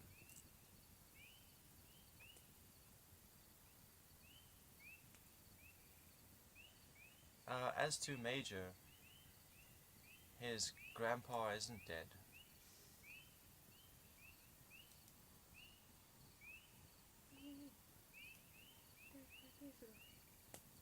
Yeah. That's what he said. And then he left the chat. You serious? Or maybe not. But we've only got one viewer at the moment. Huh. Yeah. Alright then.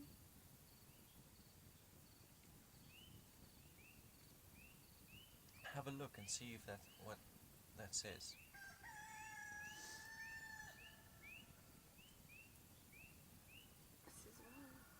Yeah, okay, so can I ask what would be the outcome if I take the business opportunity in front of me? If it'd be a good or bad next year's? Okay, so you've got a business opportunity right now. Okay, so what I'd like you to do is to think about this business opportunity objectively and create a projection, a visualization of how that should manifest, what the best case scenario is if you take this opportunity and you dedicate yourself to it wholly. And while you're doing that, I'm going to look into this ball. I'm going to connect to your energy, and I'm going to look into this ball and do my best to interpret the symbols that I see.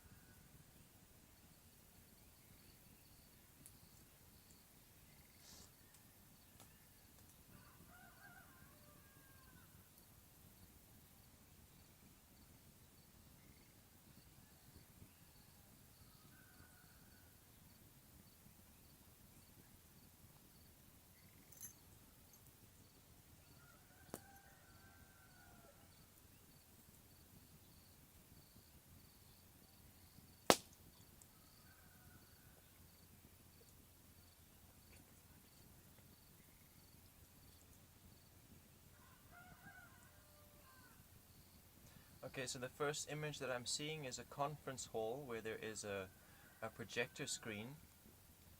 Something is on the projector screen, but I cannot see what it is. The conference hall is empty. Nobody is attending this conference or this, whatever this is.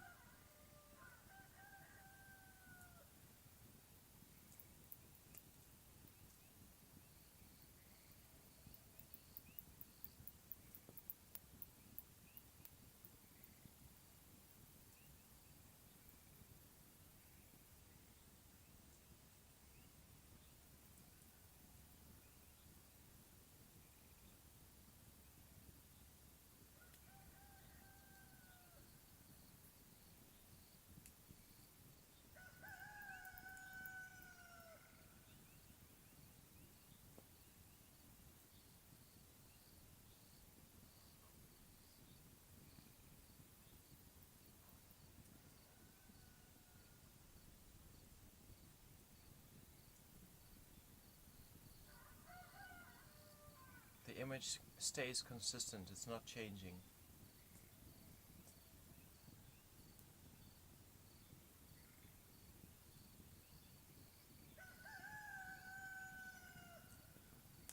Okay, so as I'm understanding that symbol, the business opportunity, sowing seeds into it now, it's not going to attract the reaction or the outcome that you're anticipating or expecting from it.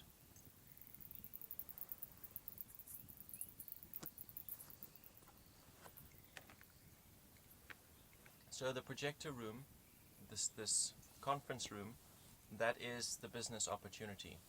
And the projector screen where you're putting something up, that is the product that you're selling or the service.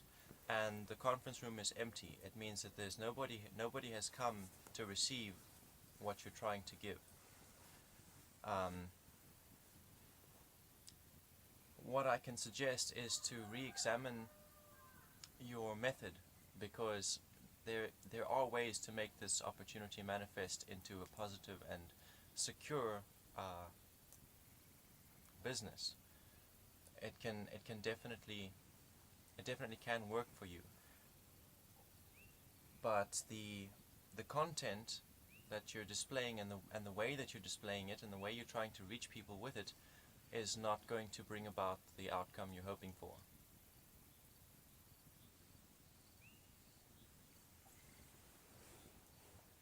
Yes, sorry for the bad news, but it also comes with the opportunity to re-examine your process and look for, as this tower collapse card suggested earlier, look for insecurities in it and allow that old paradigm and that old identity based around it, that old plan, to be culled away so that you can build a more secure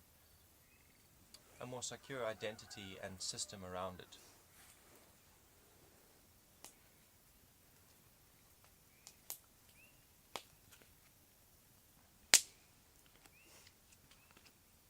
Do have that.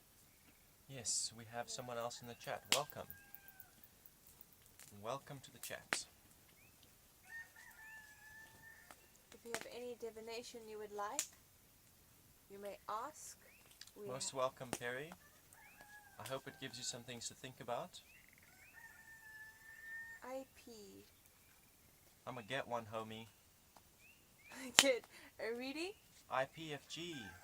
Oh, we've got a whole bunch of new viewers in the chat. Oh, Welcome, cool. guys. Look at that. Welcome. Yes, so you're gonna get one. What would you like? What kind of question do you have? We have pendulum, we have tarot, and we have the scrying ball. We're doing a 3-card tarot reading.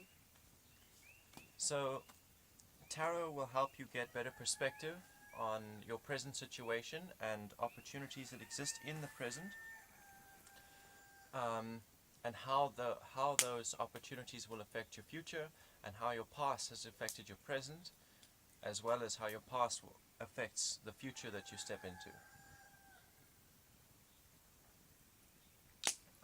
The scrying ball is for remote viewing, for viewing realities that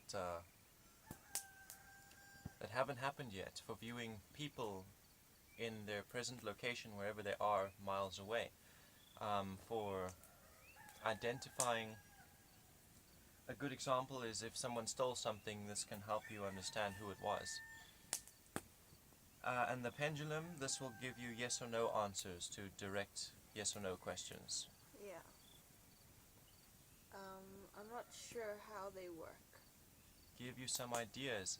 Well, if there's anything that you're experiencing that you don't have clarity on and would like clarity, then just ask a question. But to help you understand how divination works, it's a channeling. It's a channeling of spiritual residues, spiritual energies and psychic residues, to find answers that are not within plain sight, that can't be understood through mundane means. Yeah, some would say it's hogwash, that it all comes from inside, but in my experience, my tarot readings and my scrying ball divinations have been immensely accurate, frighteningly so, where I've observed somebody's room through the scrying ball and seen it in clear detail, and I'd never been there before. It was a mirror image, yes. When I did see the room in a photograph, everything was reversed, but otherwise it was identical. And with the tarot, I've never failed to get new perspective and new clarity on how I have been acting out of alignment, and how I should be acting in order to attain the desires I wish to manifest. And the pendulum, now the pendulum I haven't really used much for myself. I've only ever used this for others, and the last time that I used this professionally was for a woman who wanted to know if she was pregnant, because she was experiencing symptoms of pregnancy. And so the pendulum told her no, she's not pregnant, but she didn't pay attention to that. She went and got scans and all sorts of things, which all confirmed what the pendulum had said. The room thing sounds kind of interesting. I'm glad it sounds interesting. It's quite an eye-opening experience to perform divination for yourself and experience its otherworldliness. Yeah.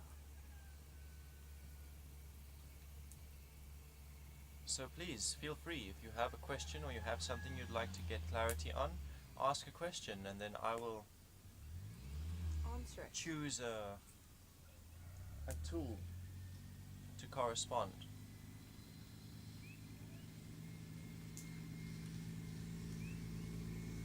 I wonder where they're going at 3:37.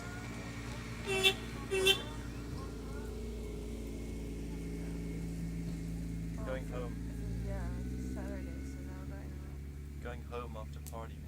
Can I do it? Can I do what? You need to ask a question first. But yes, you can get a divination reading. Oh, yes, you can also do divination, for sure. Yeah, you if you can get do it. If you get hold of a gemstone and something to tie it around, and you consecrate it in a bowl of sage and salt, that's not even necessary, but just a bit of water in a bowl under the full moon is enough to consecrate it. When you consecrate it, just express the intention that you plan to use it for, and yeah, speak directly to the moon, because she is conscious, and in the full moon she embodies the mother and the divine feminine. She is full of energy, about to give birth to that energy, about to release it and give it form in the world. But I would like to get an idea on what direction I'm headed in with my life.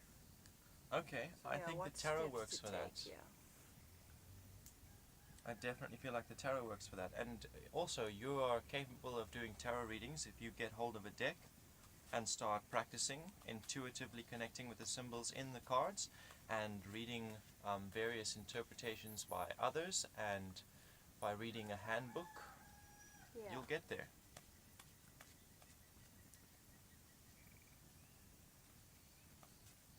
Grant IPFG new perspective on the direction in which his or her life is headed.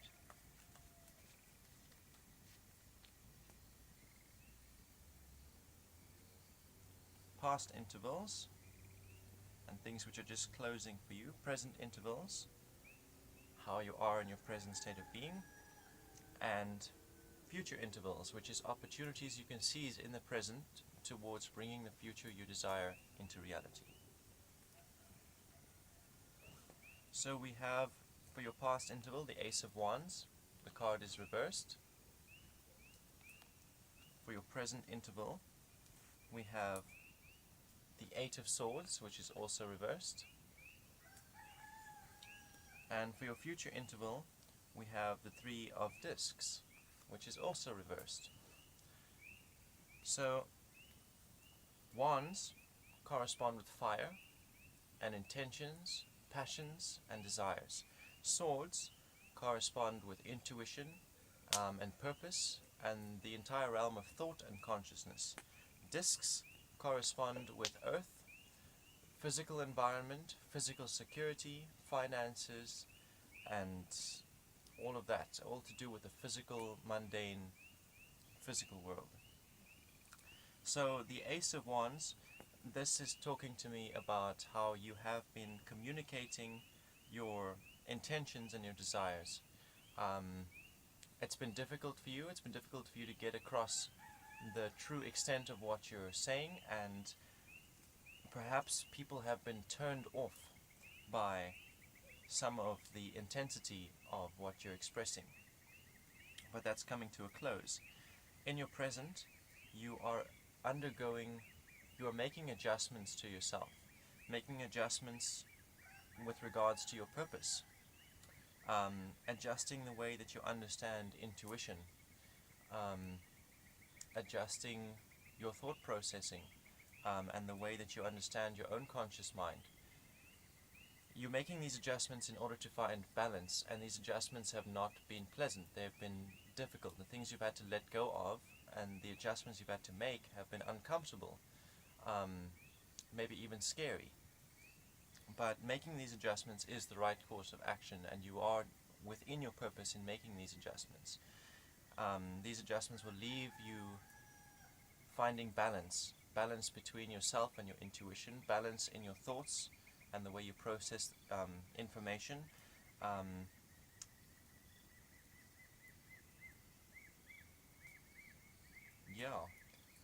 Just arriving in a state of balance in the realm of air and consciousness and intuition. And then in your future interval, which is your opportunities that you can seize now, this card is talking about there being hope. Hope regarding finances and financial security. And this hope comes through working with others in systems. So you have a little piece of value to add to the system, and they have little pieces, and when you work together you create a system that flows, and it gives all of you hope. And hope is not like an abstract thing that you just wish for and expect to happen. Hope is knowing that the actions you're taking are leading towards the outcome you desire. So actions you're taking in systems with other people, or working together with other people in your career, or just regarding your finances and your income and expense, working with other people. That's what this card is saying. Your opportunities for financial growth and security exist in working with others. I hope that this resonates with you and gives you new perspective and helps you choose a direction.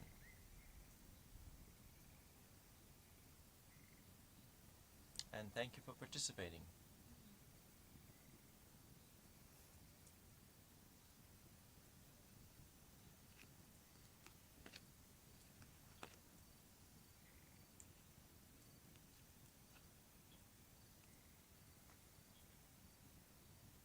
These readings always seem to scare me with how accurate they are. Yeah. Yep, it makes you realize that the world is a little bit bigger than we had previously believed, and that is scary because that means there's a lot that's still unknown.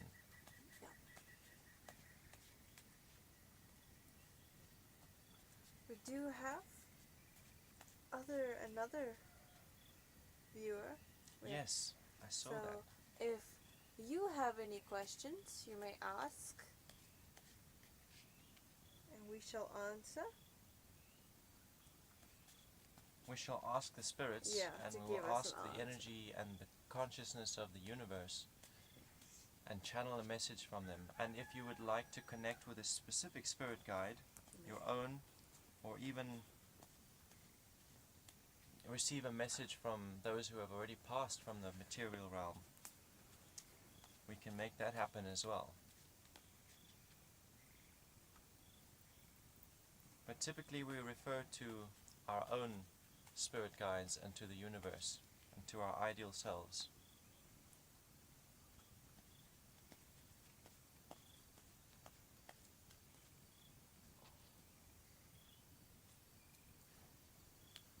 Ah, that fire is really warming up nicely. Let's make it a bit bigger.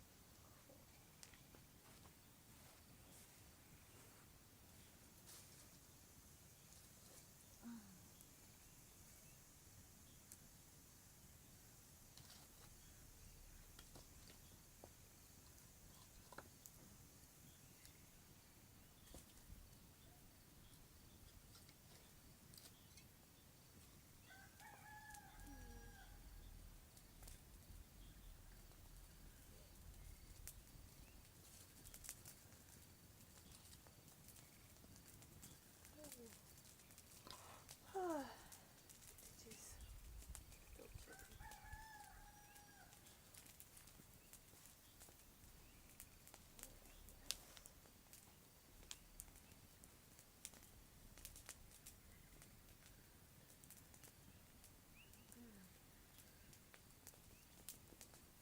Jesus.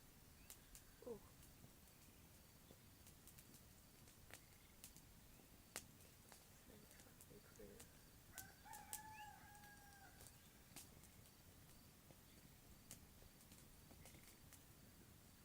Are you guys feeling the Beltane vibes tonight? Definitely feeling the Beltane vibes tonight. Yes, you may request another if no one else asks. Are you feeling the Beltane vibes, Barry? Or are you feeling the Hallow Eves vibes?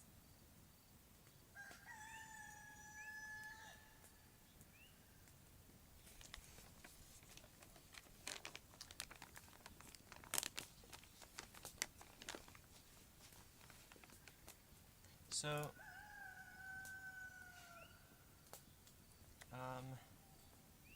what was I going to say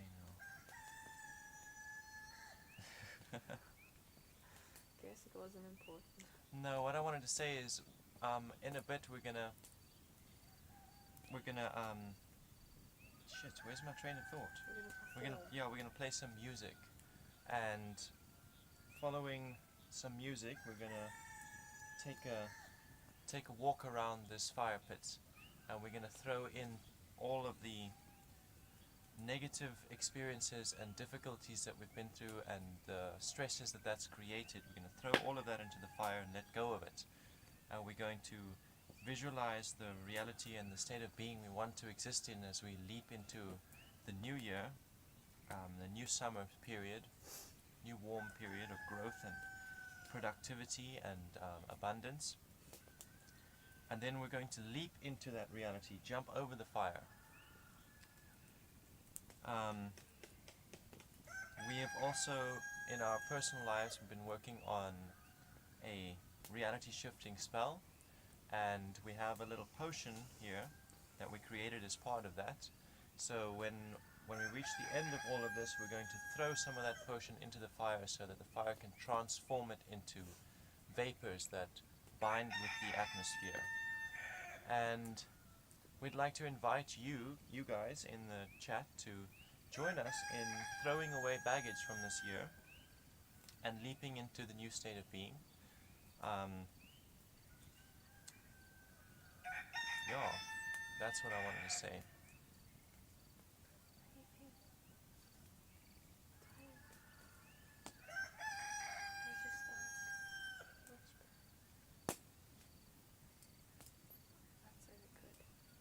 I'm glad you're feeling the vibes, Perry. Because the vibes are strong. Yep.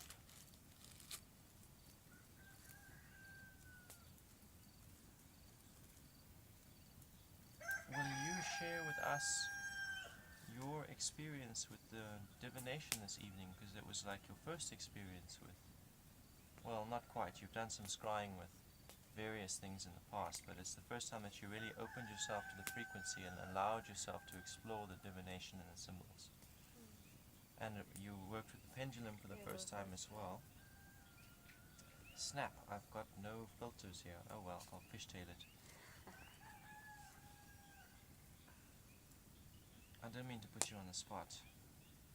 I feel like our viewers can benefit from hearing about your first time experience. You received 100 messages today with restream chat. Ready to throw away the evils. Amazing.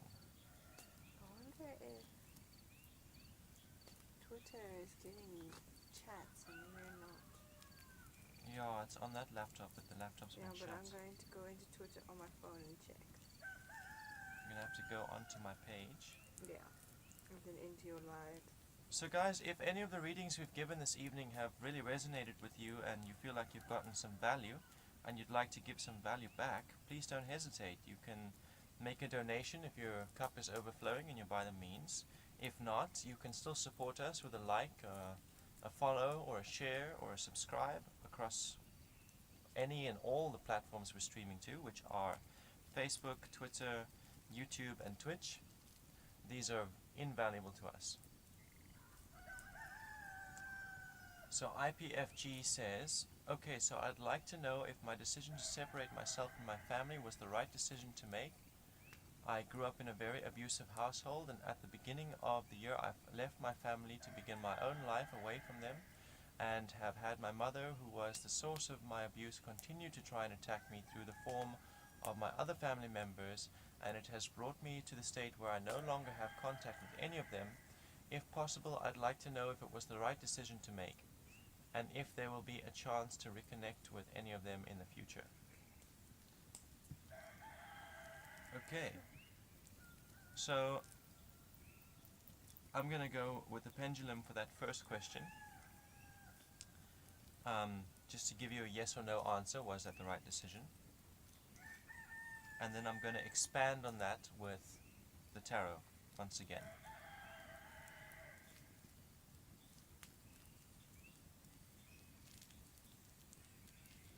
Okay, well, can I do the pendulum? Connect with IPFG.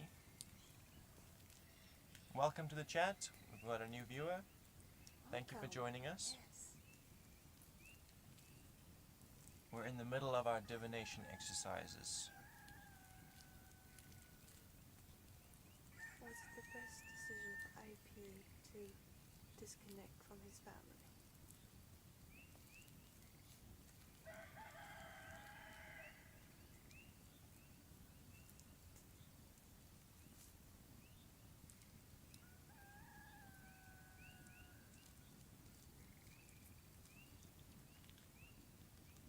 That is a yes, IP. It was the best decision for you to disconnect from them. Yep, sounds about right. Based on what you said, it sounds about right. Thank you so much, Perry, for the donation. Thank you so much. Any amount is invaluable. Yes. Every little amount counts so much. Thank you. Blessings to you. Blessings and love and prosperity and abundance. Everything you output returns to you tenfold. Thank you so much. So now I'm going to expand on your question, IPFG. with the tarot, because you went on to ask if there will be opportunities to reconnect with him in the future. So I'm going to expand on your question in a sec.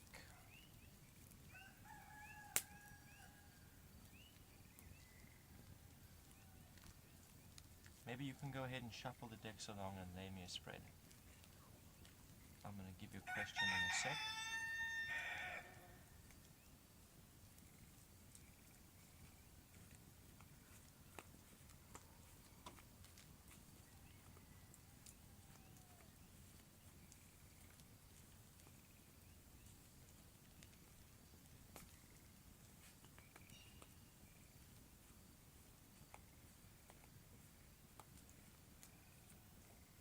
Help IPFG understand setting of correct boundaries, healthy boundaries, that will open doorways to reconnect with his family in the future.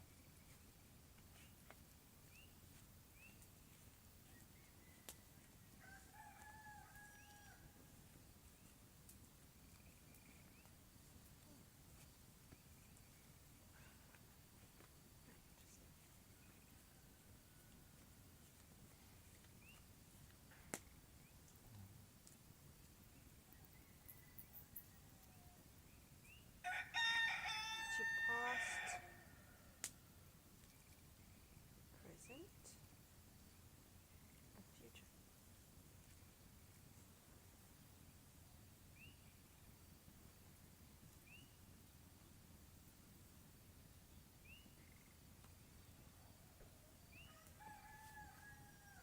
Okay, so your past is the 8 of discs. Present is Princess of Discs. And the 7 of discs as your future interval. So,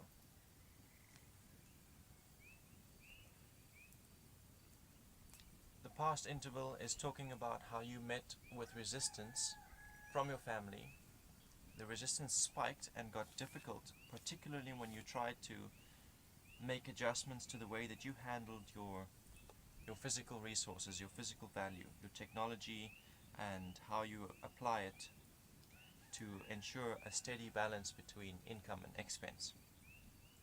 So when you started to make these adjustments, and it was particularly regarding the family members and the way that they expect help or assistance with their physical resources,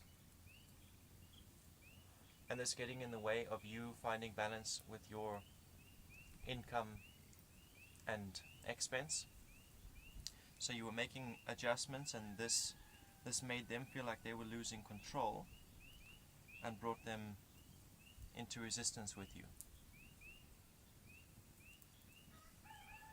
In the present, you're focusing on creating financial security and physical value for yourself in the present. And this requires you to step away from that family environment because it wasn't conducive to your physical security. And that was you setting a boundary. Now that you have that boundary in place, you can reach out towards your family, but you cannot allow them to break that container. They can't come through that boundary. You can't let them go back to the way it was, trying to bring you back under their thumb where they can use you like an ATM or take all of your time away from your future. 7 of discs, opportunities. This is talking about choosing the correct path, choosing the correct vehicle to move you towards the security that you want in your finances and your physical environment. Identifying how you want that to look for yourself, and then looking for ways that you can bring your family back into your life without sabotaging that mission.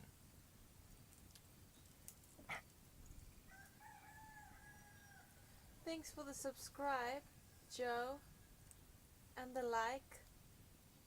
We will get to you once we're done here. Ish. It's all good.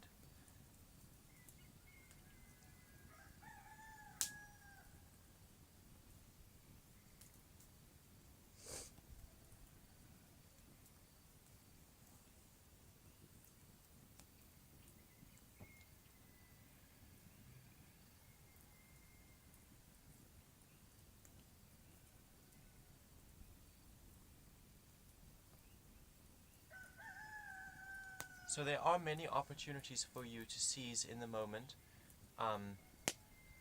There are much potential, many routes you can take towards finding your security, and finding it in such a way that it can't be derailed from outside sources. Most of the time when other people come to try and derail us, prevent us from reaching the destinations we choose, it's words. And it doesn't actually get in the way. It's how much gravity and how much weight you give to the words and the energy that they're bringing into the sphere that derails the process. If you are secure in yourself and you choose to dedicate your will with perseverance towards the outcome and the security you're manifesting, then what they are trying to do to come against that won't work. Your chariot, once it's set, it will not be stopped until it reaches its destination. Once you've chosen that route and you've identified ways that you can reach it, and you've acknowledged in yourself that only you have the authority to stop that process and no one else does, then you can start bringing your family back in. You can start connecting with them again. It took me a moment to word that dimension. I could see it in that card. It took me a moment to connect with it in words that I could express. But yeah, I hope that helps you find some hope for having a relationship with your family despite the toxicity and the abuse you've experienced.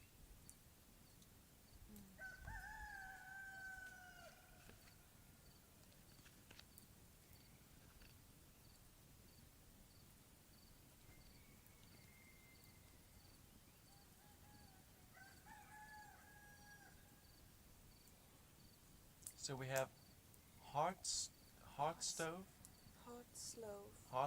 Joe. Hi, liked and subscribed. Thank you so much. That is invaluable. Does Jackson miss me and fantasize about me?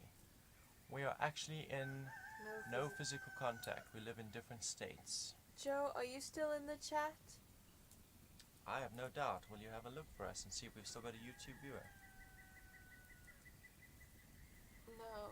No, we've only got Twitch viewers.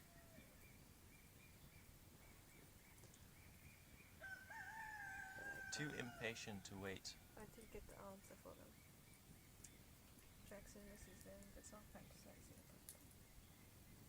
Oh, she is here. Okay, great. So your question, I'm sure you'd like a yes or no answer. Yeah. I'm going to use this pendulum as it provides yes or no answers. Thank you, Joshua. I appreciate this. I have donated some of what I have made with my Twitch streaming. Thank you so much, IPFG. Thank you so much. Blessings to you. Everything you output will return to you tenfold. Amen. So, does Jackson... Wait, let me wait for it to stand still before I ask the question.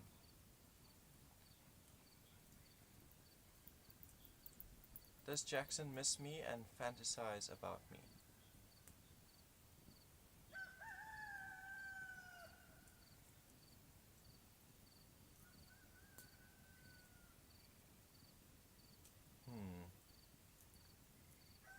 So this thing is not giving me a clear yes or a no. It's suggesting that this is a possible reality that you can make happen.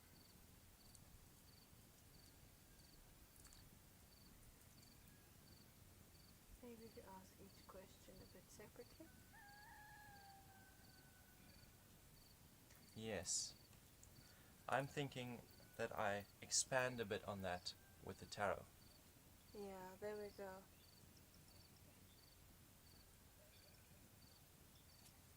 So the pendulum is not giving you a clear yes or no. It's saying that this is a reality. This is something that has happened. It's something that can happen again, but it's not necessarily happening in the present. How he's feeling in the present is not necessarily aligned with fantasy sexual thoughts.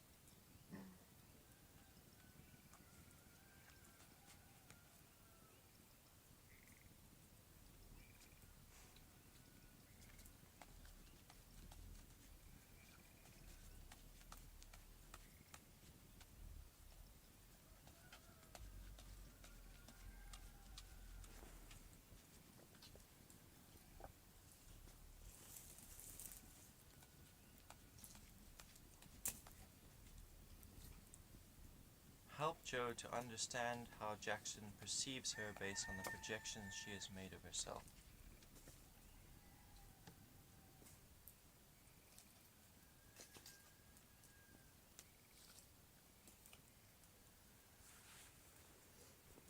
Your past interval here is the Queen of Swords. Present interval is the Eight of Wands.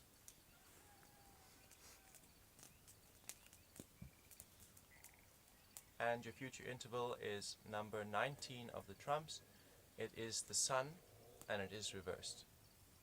So this past interval, it talks about how he's seen a strong desire in you to embody your own intuition and to exist within your purpose. That perception has closed, as now he's perceiving you making adjustments to your desires and your intentions. Your desires for yourself and the future you want, and your intentions on how you're going to get there.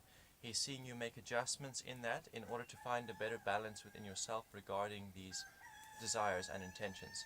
The desire itself, and then the route towards manifesting it, you're making adjustments in that process to create more balance between the two. Future intervals, this is what's about to start. Opportunities that he can seize in the moment, and opportunities that you can seize in the moment. And this card is talking about being the source. Much like the sun is the source, the planets orbit it and its energy radiates, and that's what gives life to this planet essentially. You and he can embody that in your present. You can become the source that radiates energy and radiates value and gives the environment the opportunity to bring forth abundance. So he's perceiving that for you. He's perceiving that you have the potential to do that, and the opportunity is in front of you, and that it is a difficult thing for you to do, that you are met with resistance every time that you do step into this role, but it is something that is very valuable to you and quite essential to you in manifesting your desires through the intentions you're setting and making adjustments to in the present.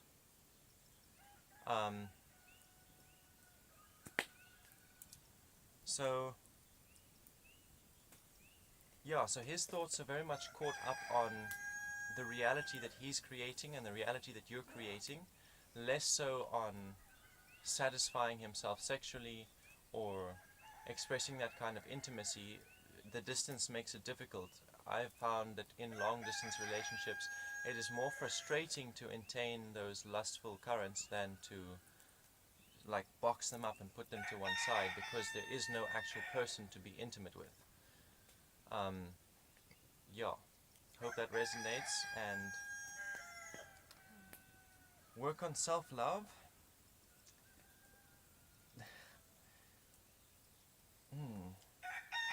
It's honestly saying don't rely on outside sources. Don't rely on employment. Don't rely on other sources of value to come into your space. Be the source of value that gives potential for your environment to bring abundance to you. That's what it's telling you to work on here. It's saying that that's the opportunity you need to seize in order to realize the desires you have and that you are currently adjusting your intentions about.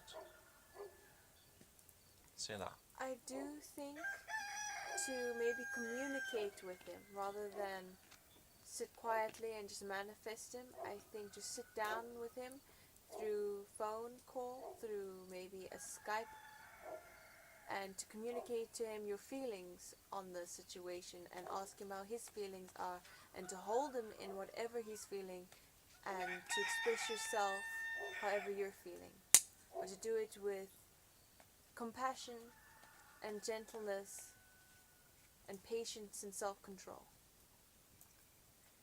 Amin. That's powerful conviction, Joe. Thank you. If you'd like to give some value back for the value you've received through this reading and the pendulum divination, you can make a donation if your cup is overflowing and you're by the means to do that. If not, you've already liked and subscribed, which is absolutely invaluable. Thank you so much.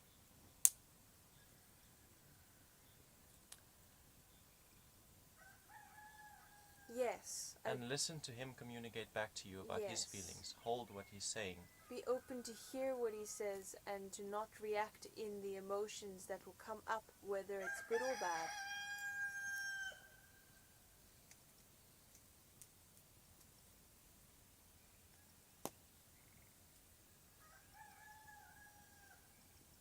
Hear and listen to him as if he were your child coming to you. Most welcome, and thank you so You're much. welcome. Yes, thank you. Hopefully we'll see you again. Hopefully you stick around with us, Yes. because we're gonna play some music soon, and we're going to also take a walk around this fire as part of our Beltane rite, and we're going to throw away all the baggage from this year, all the negative experiences and the stress that's brought up. We're going to throw it all into the fire, let the fire transform it into the aspects of ourselves that we wish to embody in this new period of abundance that we're stepping into. And then we'll leap over the fire to symbolize leaping into that state of being and embodying it and choosing it. Yeah. Would you like some tobacco, babe? Either, babe? Mm-mm.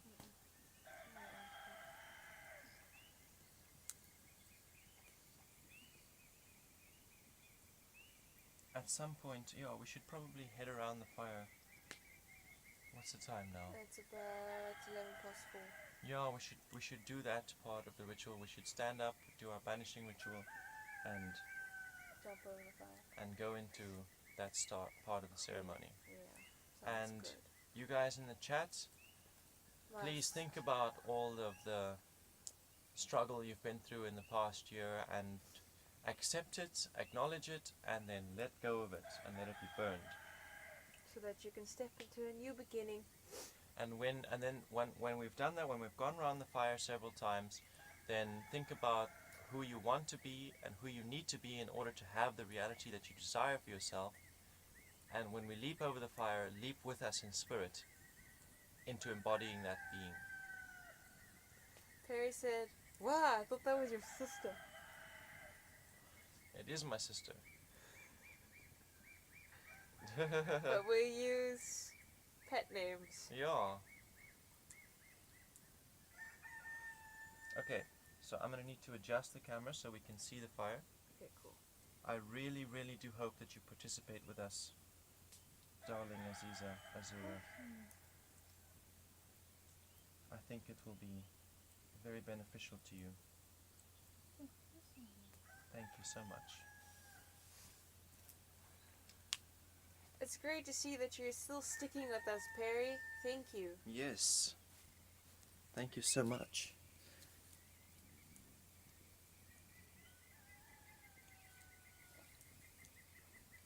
Okay, shifting camera slightly so we can look at the fire directly. Lifting it up so when we stand up we can still see ourselves.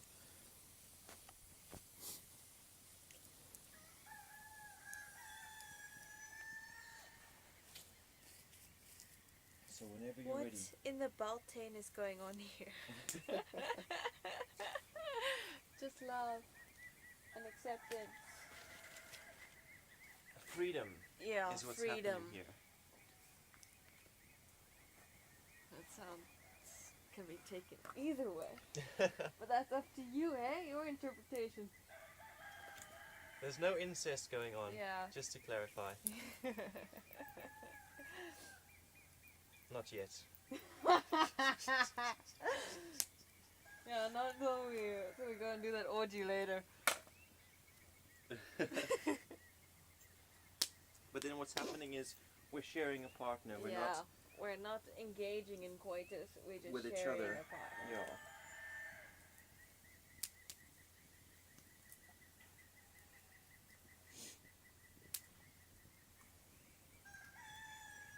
Okay, so this banishing ritual that I'm doing is loosely based on the lesser banishing ritual of the pentagram. It's not even loosely based, it's just been inspired by that process. And various other banishing rituals, soul resonance, the chakra systems, and yeah, just taking inspiration from multiple sources to create my own banishing ritual that resonates with me specifically. So we're going to start, guys.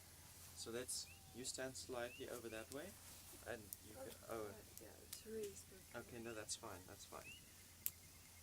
So we're all going to face north, which is that direction.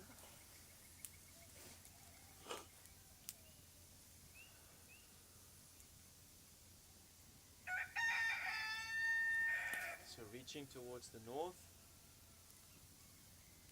we call the spirit of the eye of perception, the third eye, as they call it, clarity, understanding, self-awareness and discernment. We call out to you, enter into the space and into ourselves and our beings. Help us to be aligned with the true aspects of clarity, not deluded by false beliefs or false understandings, not deluded by fears or paranoia. True clarity. Now we're going to sing the 3 keys of the banishing ritual.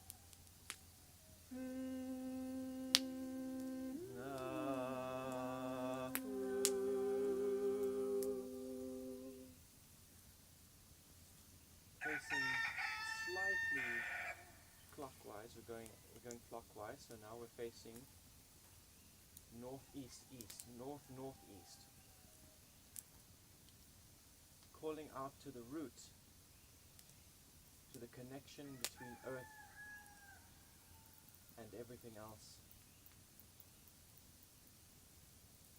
The foundation of our identities within this physical reality. In our unredeemed state, we are desolate and in constant longing to be reunited with the divine. In our redeemed state, we are Eden, the garden of abundance and plenty.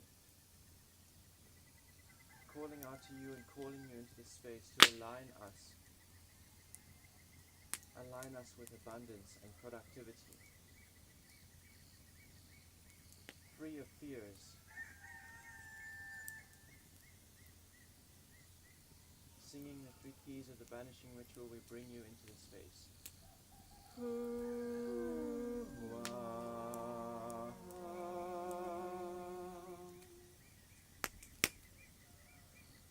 Shifting more clockwise now. We're facing east, east, south.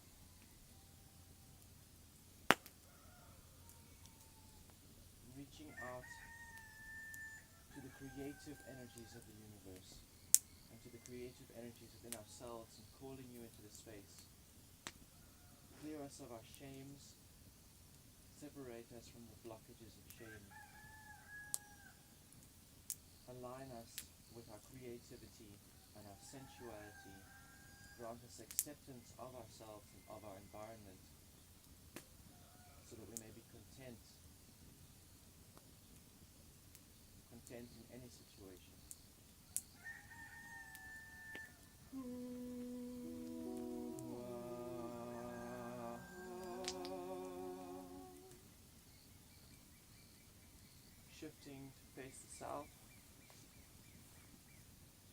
We reach out to our will. We reach out to the stellar seat, the radiant sphere, calling on our endurance, calling on the endurance of the universe, strength to endure, grace to accomplish, and humility. Free us of pride, free us of guilt, free us of our emotional weakness. Align us with the true will, our true will.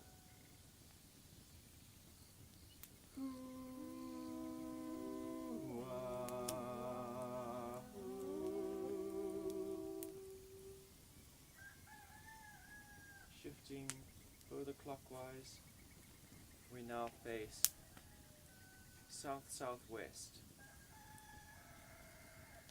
And we reach out to the heart center, to the reflective sphere,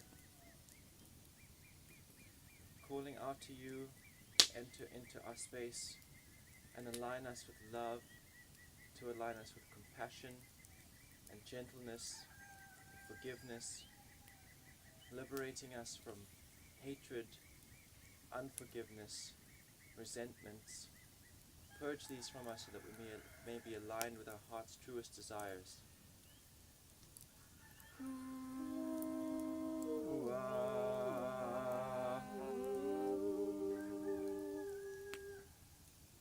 Shifting further clockwise,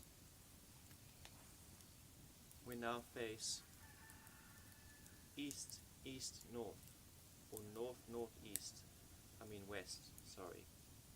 West, west, north, or north, northwest. We reach out to honesty and truth, the embodiment thereof. Purge us of our self-believed lies. Purge us of deceit.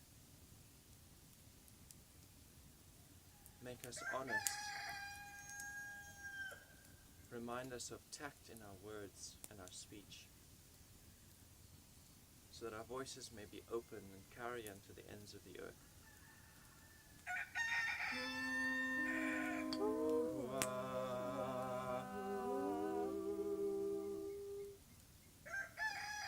Turning back to face the north, we're once again within the eye.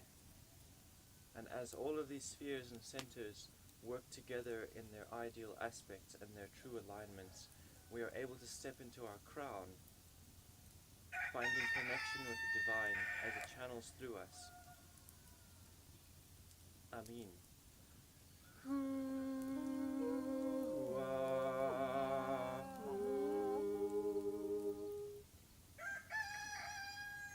So it is complete.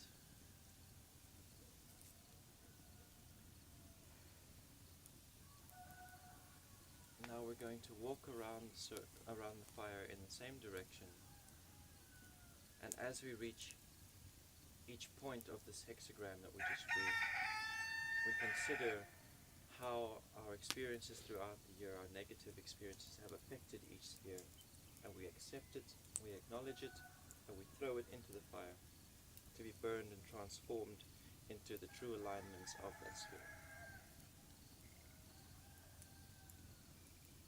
So taking a moment to acknowledge which point of the star you are standing in now.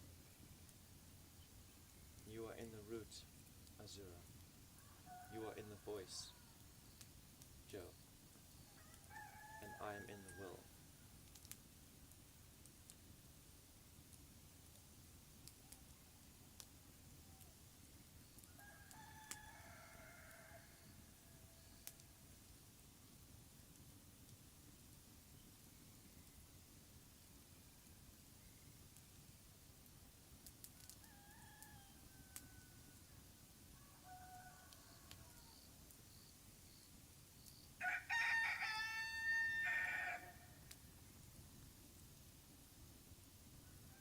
Savaro corum destata.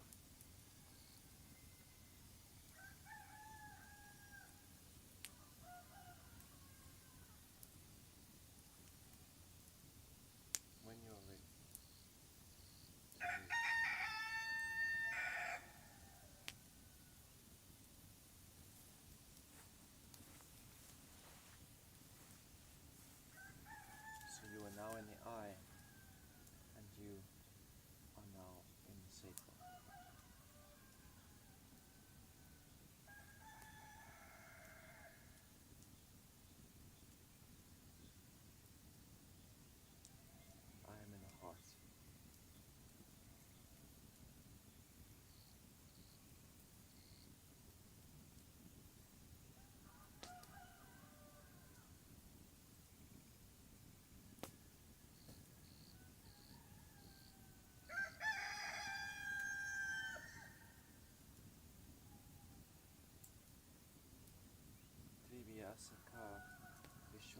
all of those.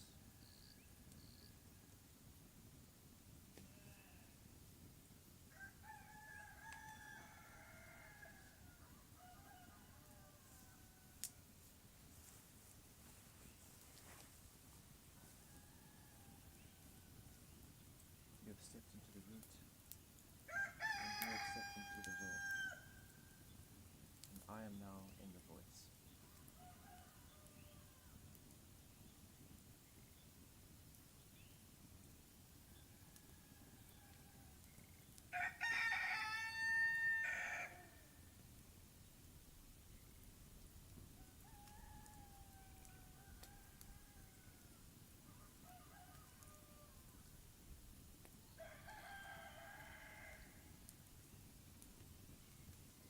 Patriata Besektato.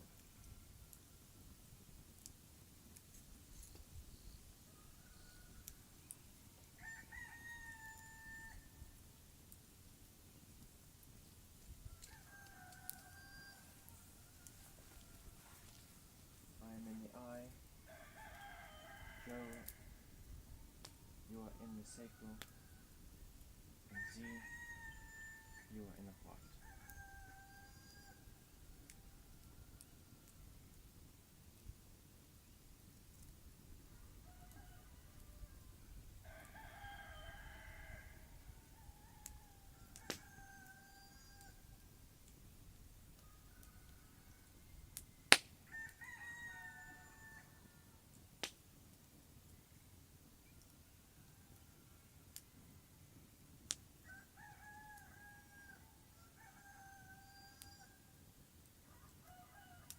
Vasukta Lakaya, indeed.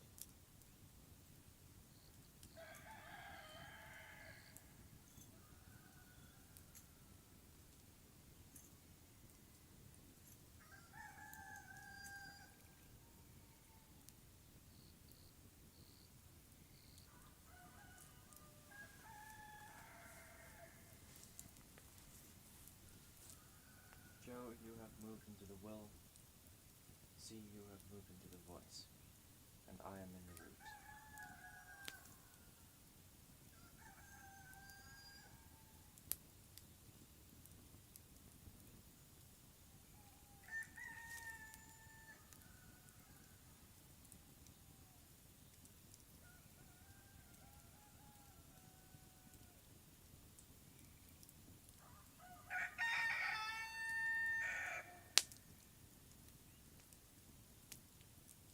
Sivia mora esitu.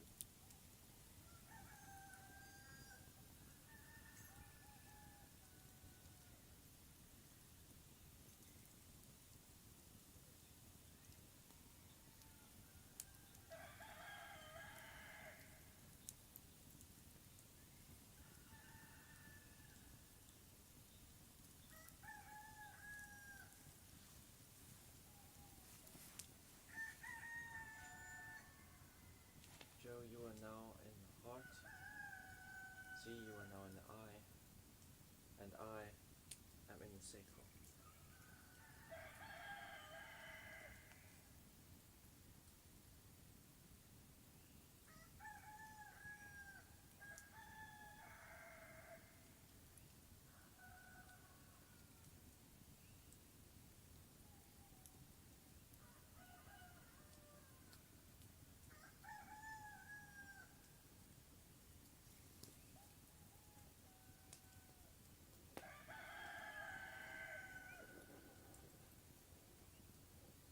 Ibraka desea Melika.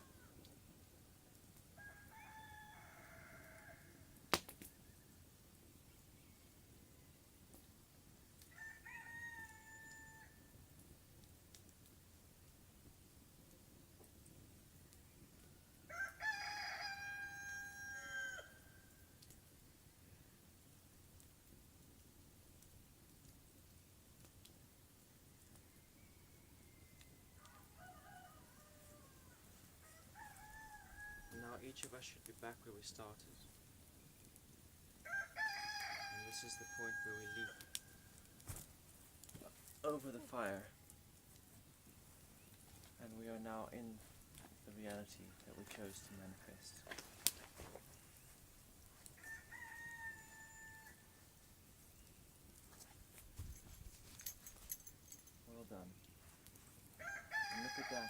is breaking.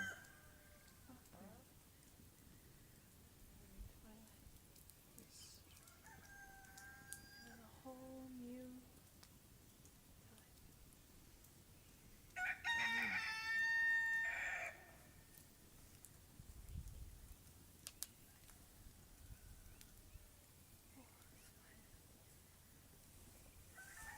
Thank you so much for joining us and participating, guys.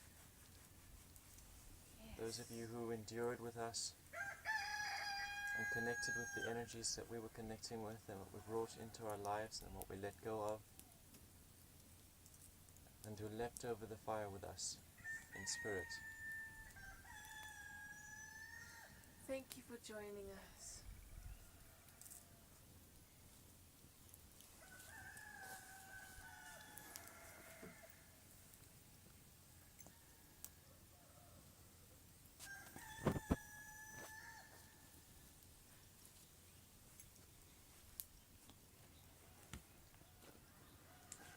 You did the thing, you did the thing! You did the thing. The thing has been done. Thank you for your service. Thank you for joining us Yes. and being willing to do this with us. You are the reason that we do this. You give us blessings by your participation. The opportunity to share these healing moments, they are invaluable. They are us embodying our purpose. Can you read the chat from there? I can, yes, and say anything else.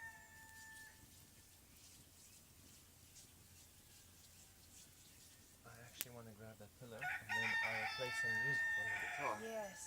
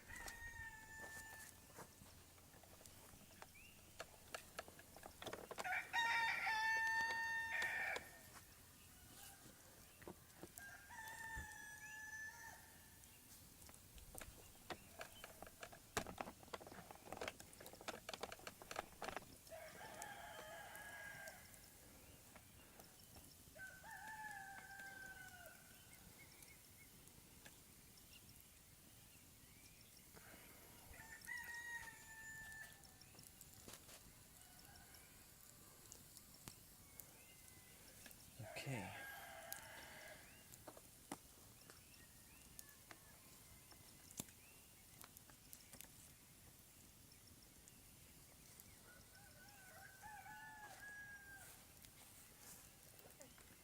That one is for Twitter.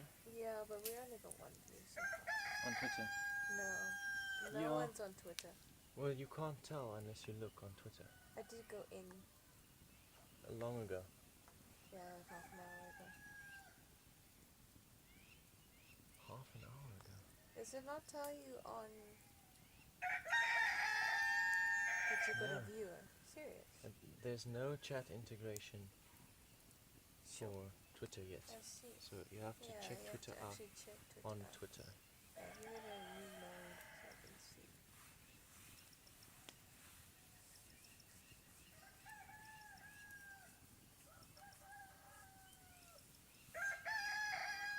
Okay.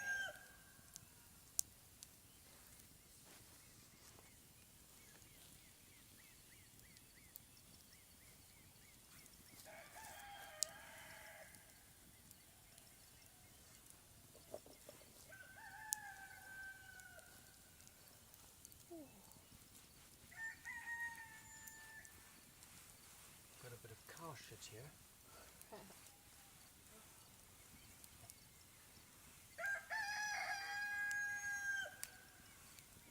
So Joe, can you do me a favor? There is the potion in a jar on top of the altar on the shelf. It's in a coffee jar. If you can bring it here for us.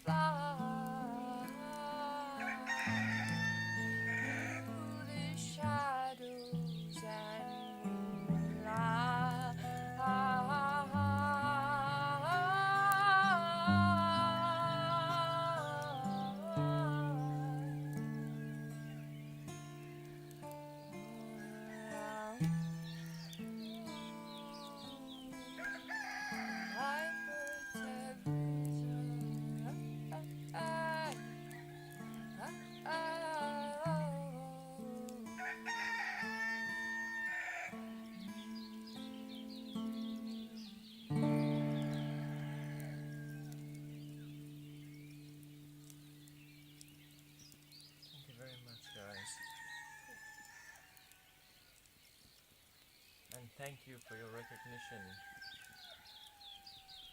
Thank you for Voices of angels. singing with us. Yes, and welcome to the chat. Welcome to the stream. Yes, Our welcome. new viewer. We're making some music together. Yes. Would you like to play on the guitar, babe?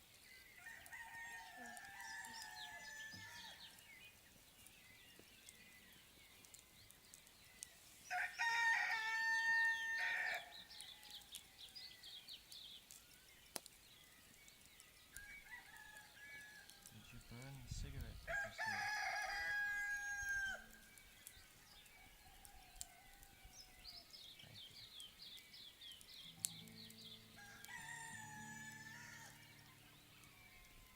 Thank you.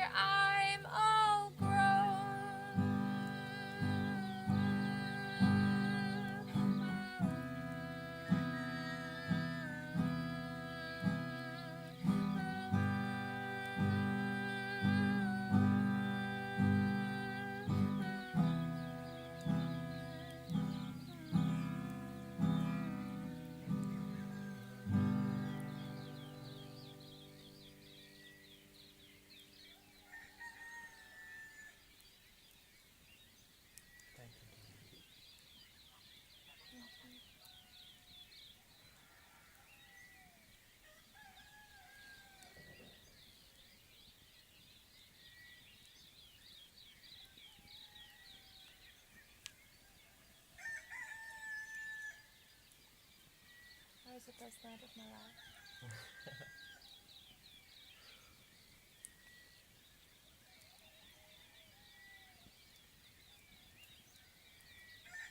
And this time last year I was at a fucking festival for Halloween. I thought it was gonna be a good idea after like the whole process I'd been through in the forest. But it was not my scene, and I prefer this scene a lot more. You came back to the forest. Yeah, that's where I belong. Yeah, that festival was in the desert. I definitely did not belong there. Oh no. Encore. Encore. Okay, we'll probably do another one in a moment. Is that the experience that you went with Craig to, that you told me about before? Okay, so I did go with them, so yeah. Was it your first party, trance no. party? Okay, No, so it was wasn't the that. last one I'd been to after, it was like this time last year, so. Okay. This time last year I was making eco-friendly Christmas crackers while painting every day. Nice. I remember that. Yeah. What was I doing this time last year? I was doing exactly the same thing I'm doing now. Holding a Beltane ceremony. All alone though. I didn't have a stream set up and yeah, I was alone. Not anymore. Not anymore. I mean, I wasn't alone. The fairies come and they hold space with me and they share wisdom. And I learned so much through the experience. What were you doing this time last year? Perry.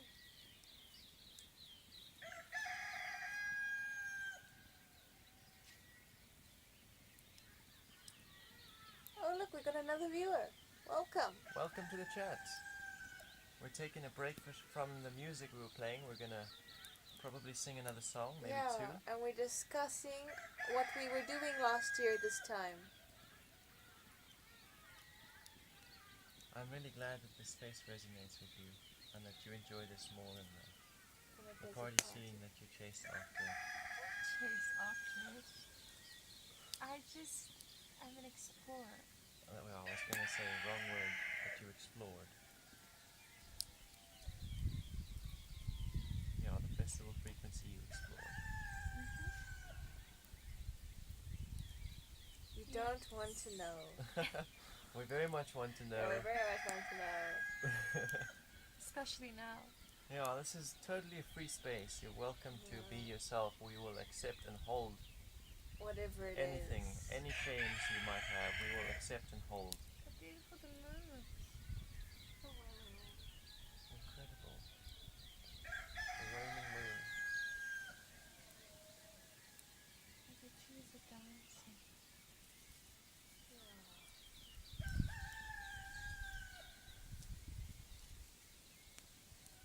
Best Beltane ever. I'm so glad we've got a recording of this. Yeah. Especially of that song you just sang. That was completely spontaneous. That was great. That was Amazing. fucking great. Yeah, well done. You really are stepping out into your spontaneity. And it's beautiful to watch. Thank you.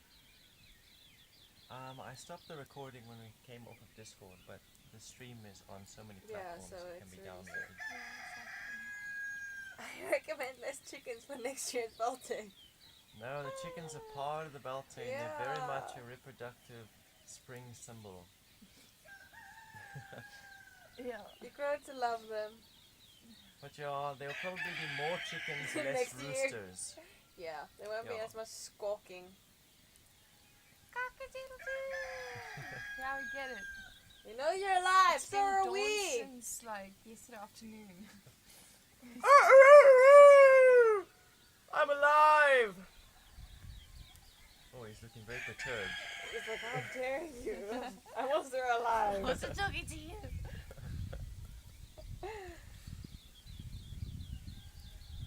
Ah. Okay.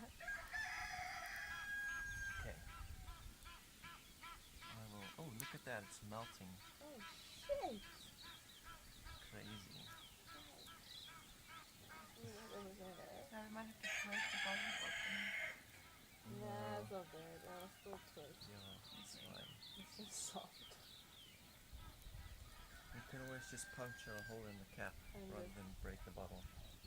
pour it, sprinkle it into the I'm fire. sure there are many better ways to do that than what I suggested. Is that number still 2 or is it It's turned still into a 3? 2. Okay, just checking.